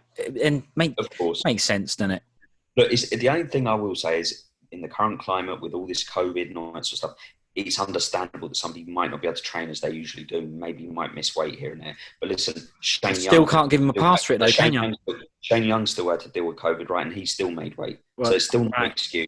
It's not like people have been making weight, not making weight left, right, and centre. 50%. It's still the opposite. Can't help it. The job's the job. So, if they want to put in provisions because of COVID and say you don't have to make weight, and do that. Every fight's a exactly. Yeah, just say, rather than every fight being at 145 at featherweight, it's now at 150. Every fight at lightweight that's usually 155 is now 160. Do that. But at the end of the day, Klein missed weight. Should be punished. I don't care about the COVID thing, even though I've got some sympathy for it. I don't care, and that's the Adesanya is right, and that's the good thing about his after-fight celebration. But we'll get on to all the other after-fight celebration stuff he done is controversial. Yeah, we will. I'm saying, when we get to his fight, I'm just going to say it was good. But anyway, we'll get to that later. I agree. It was good that he did that. It's good that he raised it. If it was showy, because we don't know, it doesn't matter. Sometimes you need to be showy, know the cameras are on, like I say, to get a bit of shine on the issue. So I've got no issue with it. But speaking of showy, I know there's a few people that had a problem with, what's his name, comes up, Chimaev, feeding a homeless bloke. I'm just using that as the current example that I can remember. So he bought a homeless bloke, one of those blokes with a trolley full of gear, and bought him a McDonald's or whatever. And people go, he's brilliant. But then the flip side is he ain't brilliant, because if he's brilliant, he'd just do it. It wouldn't be on vid and posted on social media. Just quickly, because, you know, me and you can chat about stuff. I can't do quickly. I know you don't, but I've got to say it to let people know that we know we don't do quickly. What is your thoughts on that? Is it good to highlight these things and go, look, I'm being good, so what's the problem with showing I'm being good? Or does that take it away? Does that make it a bit contrived, fake? The guy's still got a meal. So I just want to know what you think about that. Is it showy? Okay. Is it about your profile? Is it about your clicks, your views? Or is doing good regardless of the reason you're doing it? If the reason is that you're doing it to be showy and make people say that you're good, or should you just do it a bit like Poirier? He's done it under the radar and he's now gets awards for it and stuff and sniffed in by the UFC Hall of Fame for it and things like that. To me, his was much more under the radar, doing good and not really knowing, you know? So what do you think? I'm sure you do have thoughts. I think all the above, everything you said there is right. So another one that came up that's actually relevant is, again, Adesanya. And he gave his coach, I think, his first class seat on the way back from Abu Dhabi. And people were like, you know, again, like, oh, it's all conceited or whatever. It's just like, oh, all right, then I won't give my coach the seat. And then everyone will turn around and go, oh, my God, you're so crap. You know, well, it is a bit crap, though, that. Well, hang on, I'm going to get onto it. You're sitting there in luxury while your coach is sitting there all cramped up in you know, economy class or whatever. So it's one of those things. My dad always told me this story when I was growing up. And he said, part of the problem with this, he goes, if you're, say, for example, if you go and you drink in a pub, right, your whole life, everyone knows who you are, your whole life, right? You're just a normal guy who drinks in the pub. He goes, but then you win the lottery and you go in there the next day and you go in there and you just act like you always have acted. You'll get a certain section of people in that pub who'll sit there talking behind your back going, tight git. He's just won 10 million on the lottery and he's, you know, hoarding it all to himself, drinking in the same pub, not buying us all a drink, right? You'll get a certain section of the pub that would think that. Yeah. If you went in there and went, I won the lottery, everybody, all drinks on me, you'll get a certain section of that pub that will go, flash git, who does he think he is? Now he's coming in, he can lord it over us. He thinks he's all that, yeah. Thinks he's a bit of something, yeah. So you just can't please all the people all the time. And so the bottom line is just do what you feel is right. And like we said with Kroom, the way he responded after he won that fight, there's something that was authentic that shone through in it. And if you're being authentic, it will shine through. I felt that the chats that Adesanya was doing about they missed weight they seemed authentic and natural to me. It didn't seem that he contrived or anything. He was talking to Dana and the camera was on him because guess what? He just won a world title fight, so the camera's always going to be on him. It seemed natural that he was looking out for one of his teammates in the same way. And the thing is, well, is like people are like, oh, well, how do we know that his coach got that seat? You know, it's like he must have, you know, put it on his Instagram, whatever. I don't know how he done it, but you know, so he's that's what I'm saying. I shouldn't know it, right? He should have just given the coach the seat. Yeah, but between them, whether they're mates and whether Bearman thinks that. Yeah, but the thing is, but the point is, because he's a high-profile guy, everything he does now is going to be put out there. He might not even have put it out there. Maybe his coach tweeted, nice upgrade for me. Now Adesanya's back in economy, right? And now Adesanya gets the grief for doing a really nice job. And the thing is just be who you want to be, do what's right. And yeah, I agree. It would be a wicked if Chimaev, you know, let's say it came out that just by a freak occurrence that, I don't know, the homeless guy somehow managed to get it out there that a guy from the UFC bought him a McDonald's. And everyone would go, oh, who was it? And they said, oh, it's the guy with, you know, explained what he looked like or whatever, narrowed Why the can't search you down. explain what he looks like? Beard, shaved head, that'll do. It could be anybody. But, and it came out, if you like, organically. Of course, that would be better. Because the other way, you just feel like there's a little bit, I don't know, say, for example, if you do sound good, it's almost like you're doing it as well for your exposure, your brand, your marketing. So everyone goes, isn't he amazing? Do you remember when John Jones was going around kissing little kid in the crowd? I was going to bring it up. Like that. Yeah. Going to bring it up. It doesn't feel genuine. It didn't feel natural. It didn't feel genuine. And that's why people hated it. And it was replayed and used on clips and vids, which is it's kind of a bit of a steer towards, look, this is something we're going to use to prove he's good. That don't mean you're good. No, it doesn't.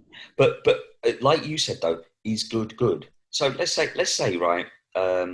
Let's take a good one, right? Say someone like Bill Gates, who's got loads of cash and he's put loads of it into charities. Now he probably does a lot of that because he can write it off for tax purposes and this, that, and the other. He makes money out of all of that. Well, maybe he does, right? I don't really know how this stuff works, right? But let's just say if someone turns around to you and goes, cool, you know what? He sent all that food to impoverished places and this, that, and the other, right? But it just meant that he could write off on his tax return. Does that matter? Does that matter? Do the people now getting food that didn't have food before, are they sitting there going, oh, well, he only done it for himself? Or are they thinking, thank God I've now got a Big Mac and chips?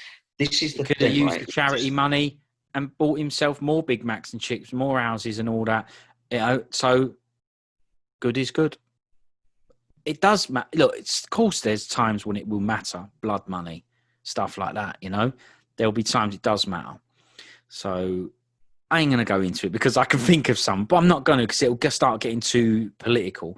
The main thing you said there that rings really true is that he's famous, so everything he does is not only going to be out there, which is what you said, it's also going to be scrutinized. And exactly. And that is just a way of the current world, social media, etc., etc. That's just what it's all about. And I think you are right in just concentrating on, did the homeless guy get a meal out of it? And that is good. And that's all there is to it. And you're also right that if you do these things and it's part of your nature, it will just be real and it's part of your nature. And who cares what other people think? You're a good guy. You're a good guy. Be a good guy. Do good things. Share your wealth or do whatever it is you do with your platform. That's it, right? It don't really matter. It only matters if we're chatting about it because that's what people take notice of. Of course, yeah. But isn't it good that he's also a good example to people who are following him? So even if it was, if you like, contrived or whatever, isn't it good that he's showing people, listen, guys, $5, right, means nothing to you. You can go and buy a guy McDonald's, and that McDonald's will mean the world to him. You can make people are so bothered. Here you go. There's a little bit of a philosophical look for it, right? People are so bothered about investing and turning $5 into $100 on the stock market or whatever. Well, you can do that by doing a nice thing, right? You can turn that $5 to buy a McDonald's for a homeless guy, and that McDonald's will seem like more than $100 to that homeless guy.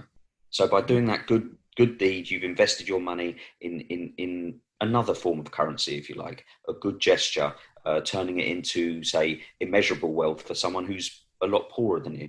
And I don't even think there's something wrong with letting people know about that kind of stuff. What did I told you, right, during this coronavirus lockdown, when everyone was buying toilet paper and being a right little scumbag and a selfish hoarder and all that sort of stuff. I told you. It's going to come. The sweet corn story's coming. There you go, right? It's the sweet corn story, right? I needed sweet corn. There was only 2 left on the shelf. I only needed 1, and the thing in my brain went, take 2 because you don't know when the next load of sweet corn's going to be in. Yeah, and to be fair, that wouldn't be a bad comment because there was only 2 when you went before virus, right? There was loads. Yeah, there you go. Yeah.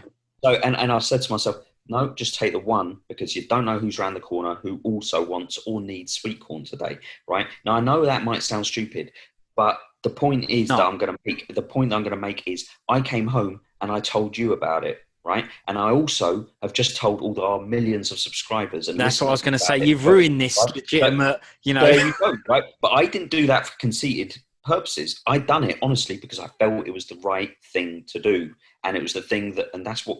The overriding point about this is do what feels right to you and do what is good to you. And whether you want to broadcast it either afterwards, yeah, of course, it would be more organic and better if it came out through alternative means, that someone just done, Chuck Mindenhall done a big investigative piece of journalism and found out that you've been, doing all these amazing things left, right, and centre. And everyone will go, wow, you're a bit like Poirier, right? He's Good Fight Foundation. Yeah, it's coming out. It's coming out. The more famous he's getting, the more people want to know about him, and that stuff is coming out as but part. But he started subtly and organically, and he did mention it on broadcast, but it wasn't. Yeah, but that was because he wanted to make money out of selling the kit, or for whatever. Yeah, exactly. It seemed organic, and so that is great when it happens that way.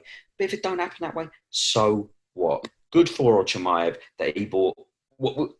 I find it bizarre that there's anyone that think that he's crap for giving somebody who is starving, cold, lives on the street and has nothing. The end result doesn't change. Bit of pleasure in life. The end result don't change, right? The guys have got a meal out of it, even if it's contrived. He's got a meal out of it, and it's exactly. You brought up another good point to do with examples. Thanks. Yeah, well, it's true to do with examples, right? So it's either punching out old gizzers in the pub for not drinking proper 12s, right? Or right? Yeah, that's brilliant as well. I know that's brilliant, but I didn't say good or bad examples, did I? I said examples, right? It's about examples, and that's all there is to this, And that feeding a homeless bloke or whatever it is, that's not a bad example, right? Kissing a kid's head in the crowd, that's not. But it's just not an example. It's nothing. That's more. I hated it the first time I saw it. I felt sick. It's more self-promoting. More look at it's more about him. Nothing to do with the kid. Of course it is. It's more about him. Yeah. In my opinion. By the way, in my opinion, I do apologise, John. I know you're listening, but that's the way it came across. Who is he? Joe Biden wants to go around kissing loads of kids' heads. If I was in that crowd, no more politics. Yeah, but if I was in that crowd and I was cheering on, say, Michael Bisping as he was walking to the crowd, and then he came up and kissed my forehead, I would be proper confused. I'd be like, the hell's he doing kissing my forehead? What for? There's something out of, say, giving a homeless guy a meal, right? You get rid of the hunger, you give him a bit of warmth, and you show that somebody is still, people do still care or what have you, all those kinds of things. What's a kiss on the forehead get for anybody? I don't want to kiss off on my forehead from my dad. No one's kissing. I definitely don't want off. If John Jones wants to give me his gum shield or his shorts, brilliant. I'll put them in a case and mount them on my wall. Got all blood on them. Yeah, the truth, I'll probably sell them on eBay. But I don't want to kiss on the forehead.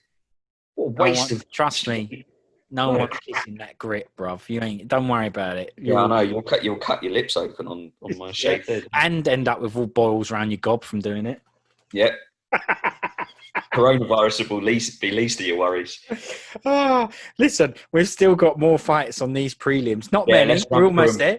No. We can't smash through them because the next one's Diego Sanchez. Here's the thing, right? When you were bringing up the fights, I thought to myself, look, we'll buzz through the others, 5 minutes each, and then we'll spend a bit of time on Diego Sanchez.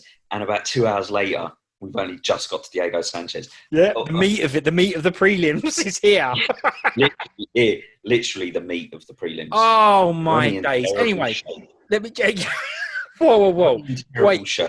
Yeah, well, hang on, right? Have he not missed weight? Diego, because he's a lightweight, and you know it. He's a lightweight fighter. He fights at welterweight. That's all there is to it. He looks like he's been training with Roque Martinez. Has he got Roque Martinez, his strength and conditioning coach? Mate, terrible, right? So Diego Nightmare Sanchez, he changed his name from the Dream some time ago. It was Nightmare at first, wasn't it? Then he changed to the Dream, so that's wrong. He was Nightmare, changed to the Dream, changed back to the Nightmare, right? But since he's changed it back, he ain't been very Nightmare. So Diego Sanchez, big record. He's been a nightmare to watch. 31-12, fighting since Ultimate Fighter 1 and all the usual chat. We don't do the usual chat. He was versus Jake, the Celtic kid. Celtic, is that the way I say it? Not Celtic, is it? That's a football team. The Celtic kid Matthews. Well, I mean, this fight, it's always interesting when Sanchez is on. I really like him, right? He has changed things. So he had that bloke Josh, I think his name is, the people that were complaining, the sort of guru, yoga. Yeah, he was still in the corner, wasn't he? He was still in the corner, but he also had Stephan Bonner there. Yeah, the American Psycho. Right. So it means, but the point is he'd done a change, that he'd gone, okay, maybe I need something else, not just this guy, right? Nothing wrong with that. That's him looking at what's going on. It means he's taking it a bit serious, not giving up on things. Whether he should or shouldn't, I don't know. He should. I've got a little complaint on this one to do with the UFC. We still haven't found out who the guy is who does the graphics and stuff on the broadcast, but it said on the broadcast, the graphics said that Matthews was the underdog, and it said on Sanchez nothing. It didn't say whether he was plus, minus, nothing. Just didn't say anything. Matthews was the underdog. Yeah, right. But he's not. Right. The favourite was Matthews, right, on the broadcast. And they were saying it. So, for example, Anik was saying he was the favourite, but the graphics, that's why we need to pick the right person here. The graphics, the bloke who does the graphs, put that Matthews was the underdog and didn't put anything on Sanchez. So they got that wrong. I don't know if anyone else has pointed that out. Any of these so-called famous journalists. They won't have pointed this out, right? That was a mistake. I'm going to find out who done it, and then we'll get it sorted out. Because that's twice now since we've been doing this podcast that there's been mistakes on the graphics. So that's banned. So a couple of things on this fight. I want to know what those little jumps were that Sanchez was doing while he was being announced by Buffer. Did you notice the little jumps? No, I mean, I've got so much to say on this. I've got so much to say on this fight, like even down to the ad break, that I'm definitely going to miss stuff. Like once it's done, I'm going to come back to you and go, I forgot to mention this about Sanchez. I mean, he's like almost circle on his gut. Yeah, that orange circle on his gut. Yeah, see, I'd have forgotten that one. yeah. I mean, I don't know what that was. Is that a tattoo? I don't know. It looks like you could lick it off. Yeah. It looks like he spilled a korma down his belly. So I don't think I've ever seen an orange tattoo. His body and his performance looked like he'd just had a korma before he came out to the cage. It does. It's it's not the worst bod in it, right? That might be jelly, right? But it's the worst, easily, by far, the worst bod he has ever had. I mean, it really is. I mean, he's always been a bit tubby and chunky, isn't he? Even in Tough One. But he was still fighting. I'm sure Tough One was welterweight again. When he went down to lightweight, say he was fighting Guida, Nick Diaz, those kind of fights. I think they were lightweight fights. Like you say, he didn't look amazing in those fights, but he looked decent, you know? That's right, Not a muscly bloke. He was never a Ludovit Klein, for example. No. But he looked good. He looked like he trained loads and whatever. Yeah, he looked like he trained, but he looked like a bloke who, sits at a bar at a beach, drinking all day, taking the odd people out on his boat. He looked like a retired, looked like a retired fighter. Got the tats and all that stuff. Got the reputation. People know who he is. He's famous, but he's retired. That's what he looked like. But yet he went in and had a fight. Well, I don't know if I want to call this a fight. And by the way, they were both crap. I didn't like the other guy either. I mean, look, Matthews, he did beat him up, but he should have stopped him. Sanchez was shocking in this fight, as far as I'm concerned. I have seen the little jumps. The little jumps looked like he basically had a little turtle's head that he was trying to shake out of his... I don't understand what was going on. I was like, what are these little tiny hoppy things? He didn't stop doing either. Just carried on doing. He'd done them for ages. He was doing like these weird hand movements. There was one time where he kind of like put his hands above his head like he was praying above his head. In the fight? In the first round especially, he was trying all these sort of weird, like he was doing some sort of Shaolin Kung Fu kind of... he was doing all these sort of... Yeah, like big hand gestures. Yeah, they were good. Hands up, and he was doing like making a house above his head and all this kind of stuff. Brilliant. Yeah. Really embarrassing himself. What? Like I say, he spilled a korma on his belly. He's got a big tattoo behind his left ear now that looks like someone's, like he's had slept on a leaking pen. His haircut looks like it was done by Stevie Wonder. It was, and some people get bent out of shape at it. That's a legend you're talking about. Listen, so what, right? It doesn't mean that he's above criticism or what have you. At the end of the day, he came in looking like he hadn't done a sit-up since Tough One. Terrible. I mean, really bad. We're talking about someone whose skill level has degenerated over the last 5 years, where he's actually a hell of a lot worse than he used to be. Jake Matthews getting all excited at the end. I can believe it. Yeah. Yeah. I was just like, bro, you just beat up, like, as far as I'm concerned, one of the worst fighters in it. I don't care that he used to be a legend. It's just like me going into an old folks home in 20 years' time and laying out Chuck Liddell cold, and me going, yeah, done Chuck Liddell. It's like, he done the 80-year-old version of Chuck Liddell. Don't mean nothing. Yeah. So, all this sort of like, I beat a legend or he's a hero of mine. So what? He was a terrible performance. There was one point in the third round where Stephan Bonner screamed out. Do you remember where he went, "Nightmare"? Yeah, I heard it. Maybe that was a little. Maybe that was a thing that they said, like the what's his name combos, the Mark Henry combos. Maybe Nightmare meant you got to do bish bash. I think he was going for an arm bar or something, and he went Nightmare. Yeah, maybe he was excited because he thought he was going to win or whatever. Listen, mate, he did. I can't say he almost won, but that actually was a genuine threat. I really wanted him to win, with that grappling exchange with the arm bar. I was like, please. I mean, it was a genuine threat, as in, like, there's always a possibility you can get a submission. But I don't think that guy was ever in any kind of frantic trouble at all. And the other thing I wanted to say about him was when he tried to do the Masvidal Askren knee at the start of the third round. I can't believe he did it at the start of the first round as well, I think. Nah, he just done a run out to the middle of the cage like he kind of always does. He didn't brilliant. Do the knee. He obviously didn't see the opportunity for the knee. But the knee, I can't believe none of the commentary came. Oh, yeah, 100% was a 100% rip-off move, without a doubt. I mean, obviously. 100% Masvidal, because he was doing the arms behind the back. Yeah, he did that first, yeah.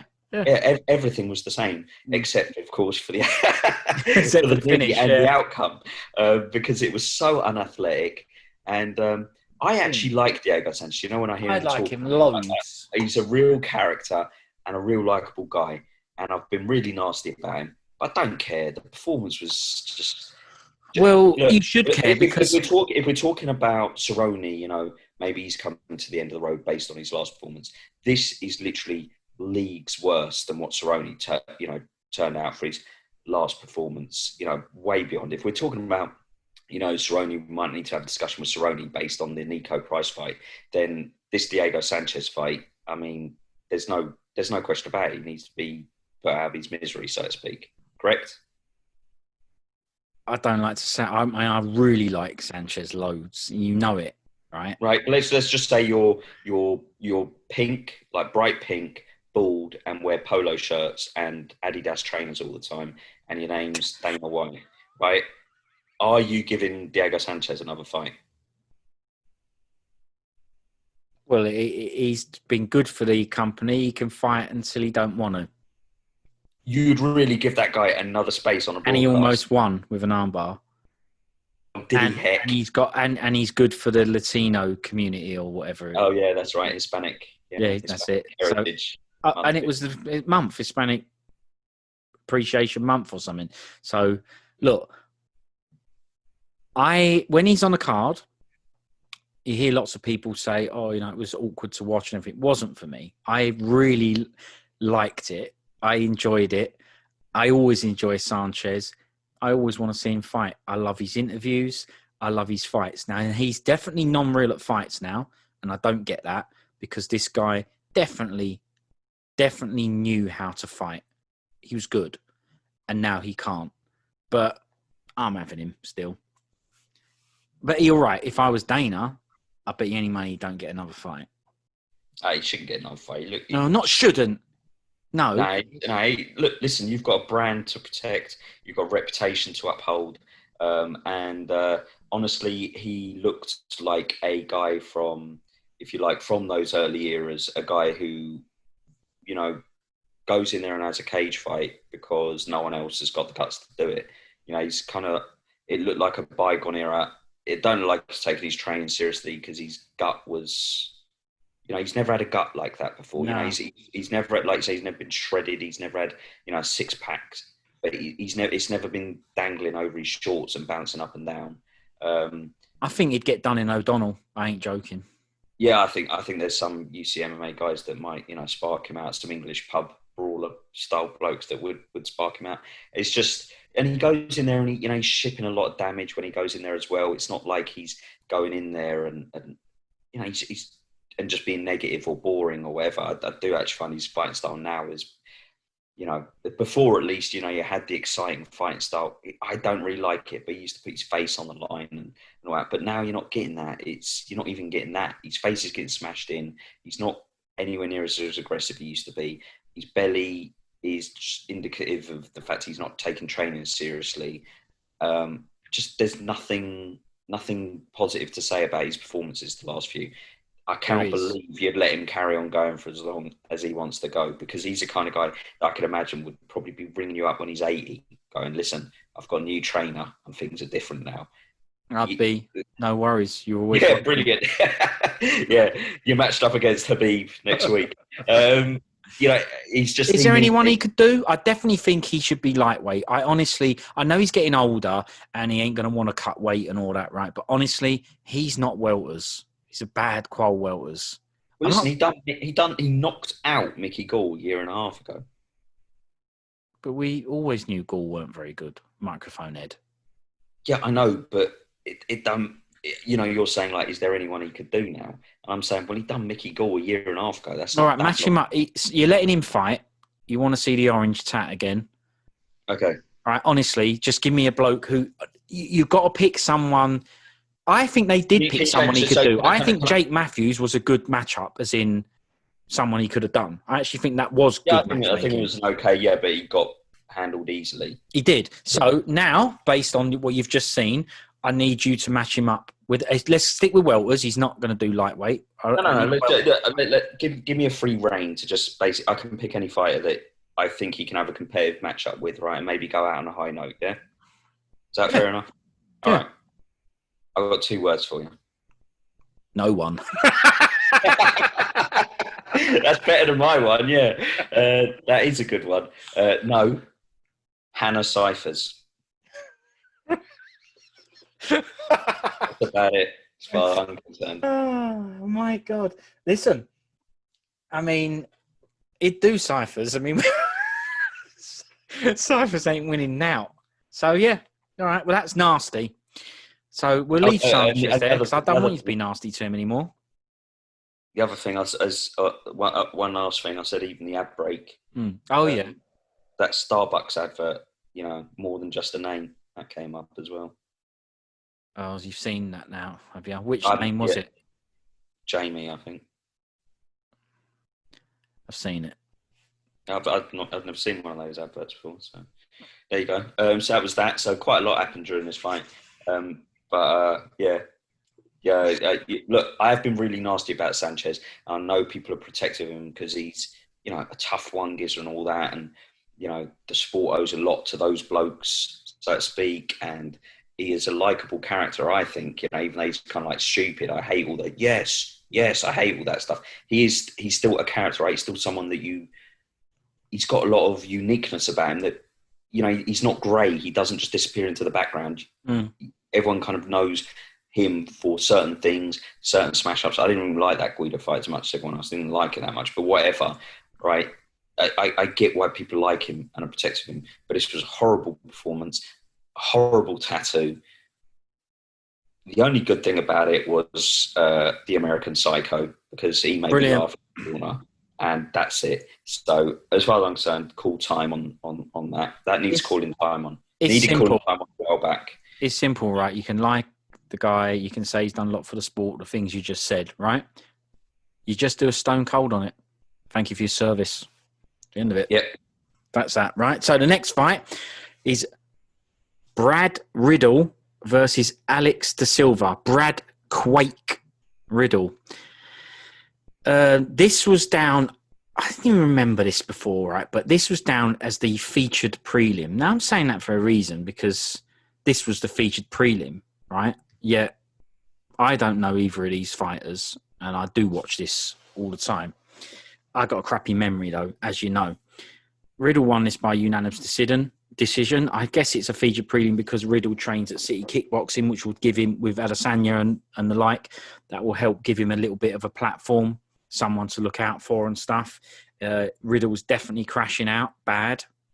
Very, very bad. You know, one punch on that spam and it's gone. That's going to get ripped off by the friction of a gun. I wonder if that's what happened to me. I've never realised why I lost my hair so young. Maybe it's all that boxing I've done as a kid. He wore head guards and stuff. I don't think any of it else. No, I never wore head guards. Head guards is a new thing, you know. Relative. I saw it. I've seen one of your kid fights. You had headset on. Oh yeah. No, in the actual competition fights, yeah. But I'm talking about sparring and stuff like that. Well, I'm talking about real fight, and I saw it. Right, you had headset on. I lost that fight, didn't I? Oh yeah, 100%. It's a bit of a nothing fight. This. What, my fight or the? No, that fight was all right. I was quite good in that fight. I just got outworked, didn't I? That was all it was. It was one of them fights where you had to find a reason to find a winner. And you could have found you as the winner. And I do admit that. And without a doubt, you could have gone, well, he was actually a bit better skill-wise. And I do think that's true. But they went with the octagon control grit, you know, move forward bloke.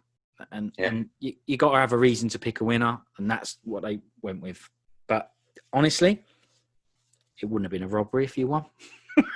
It wouldn't have. There's reasons to give you that fight for sure, but you didn't get it. Look, both these fights. Let it go. Like 30 years later, I'm still moaning about it. Well, it's understandable, but it means you're the right man to talk about this stuff, right? Yep, I've been there. Yeah, exactly. Not done a layman. Look, it's a bit of a nothing fight, this. Both look fit and strong, but both of them had no breath. So it just goes to show you how hard punching and kicking is, because these blokes punched and kicked and they had no breath. It was boring, this one. And I've got nothing to say about it, which is crap, because it's not. It's brilliant. We've been talking for about 18 years. Okay, but I can chat about anything, but I can't chat about this fight, really. I've got some stuff to say on it. Go on, then. Hit me with it. Okay, right. Well, obviously, Riddell was the... Can you hear me? Yeah. What makes you think I can't? Unfortunately, I still can, yeah. Yeah, I can't put my screen mute. That's wishful thinking from the computer. But... that Alex Silva, is that his name? Alex da Silva. Yeah. I'll just call him Alex. Nickname Lecco. Okay, Lecco, right? Lecco, he, I thought he came out, he looked really, good bod, athletic. Yeah, both. First few strikes he threw were really snappy and crisp, and I thought, I think the bookmakers have made a mistake here. And he was kind of pinging. Well, they might have. You mean on the graphs or for real? Because they make mistakes on the actual graphics quite often. I mean, yeah, for real. Right. And Riddell was, a bit slower, stiffer. For some reason, he reminded me of Nate Quarry. That's the bloke that went all straight when Rich Franklin punched him, isn't it? That's it, yeah. That's right. Wood. Yeah, so stiff as a board, yeah. It had a good nickname, though. Nate Rock Quarry. Good one, It's a bit obvious, isn't it? Oh, it's still a good one, though. Anyway, was betting Lecco, right? And we don't know what Lecco means. He's Brazilian, rubbish. Is he? Yeah. So it's a Portuguese word or whatever. So it might be good. I'm going to find out now. But he came out and he looked quite snappy, quite sharp, and Riddell looked a little bit slower, a little bit stiffer. He thought Silva looks decent, and I thought he was going to win the fight, but he ran out of breath, and that's what I'm going to say. I really liked about Riddell was that he was mentally strong, as well as physically strong. I just put it into Google Translate and it comes out as Lecco. Oh, for God's sake! Right. No such English word as Lecco, but anyway.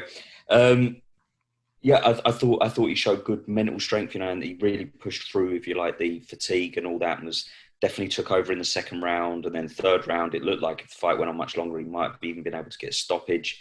And so I kind of liked that, Riddell, that he showed, he kind of got over a bit of adversity in the first round, and toughed his way through it, kept going. And so I think there's some good attributes there. And as for that Silva, if he could fight for longer than 5 minutes without, needing respirator, he would probably be a lot more successful and all. So a couple of I know they're listening. A couple of things from both to work on. Yeah, there's some good stuff from Riddell that I think is difficult to teach. He like good grit, good sort of, he's definitely going to have grit pretty soon. That's coming up. Oh yeah, he's got no choice. Ain't going to be much longer. But do you know what I'm saying? So I think. Yeah, I do. It's good to be able to point things out. I thought it was a bit, like I said, I'll just call it a bit of a nothing fight. But it's good that you can see things in there, and pick things out. I do agree with what you've said. There's no doubt about it.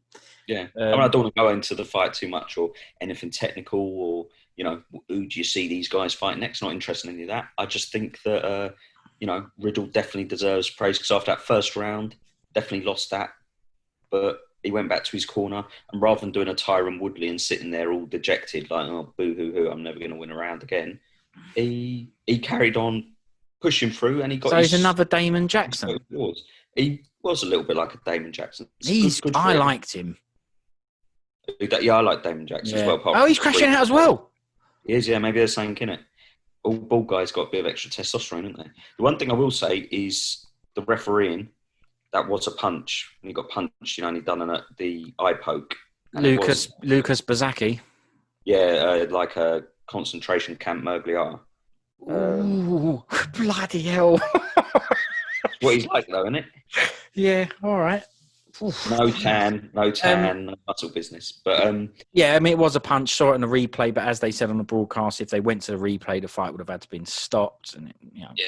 But and I also don't think there was anything dodgy on Alex Silva's part. I don't think he was trying. No, he obviously thought he was an eye. He got poked in the eye, but he didn't. So. Most probably felt like it.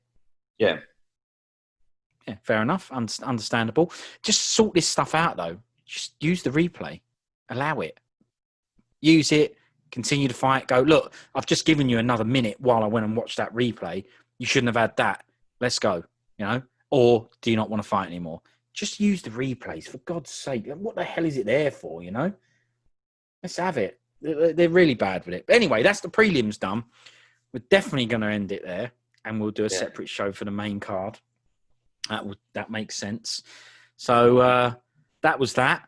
Wasn't overall, weren't that great. There's things to discuss on there, of course, but as we said, wasn't all that interesting. It wasn't all that interesting, but we still talked about loads because if you think about it, a lot of stuff did come up, right? The Ludovit Klein missing weight, Diego Sanchez, need to call it a day. All these things, even in the sort of the mundane in this sport, there's still always something interesting to find to talk about. I agree. It's a bit of a shame because I didn't want to have a chat for 2 hours or something about prelims that I didn't even particularly enjoy. But hey ho, that's where we are. And other things happen. That they are facts. It brings up things to chat about. That's what this is for. This is chatting. That's what we do. So enjoy it. So thanks for the chat. I think we'll leave this one here. I'll see you in a bit to talk about the main card. All right. I'll see you in a bit. Thanks, mate. Nice one. See you later. Salah.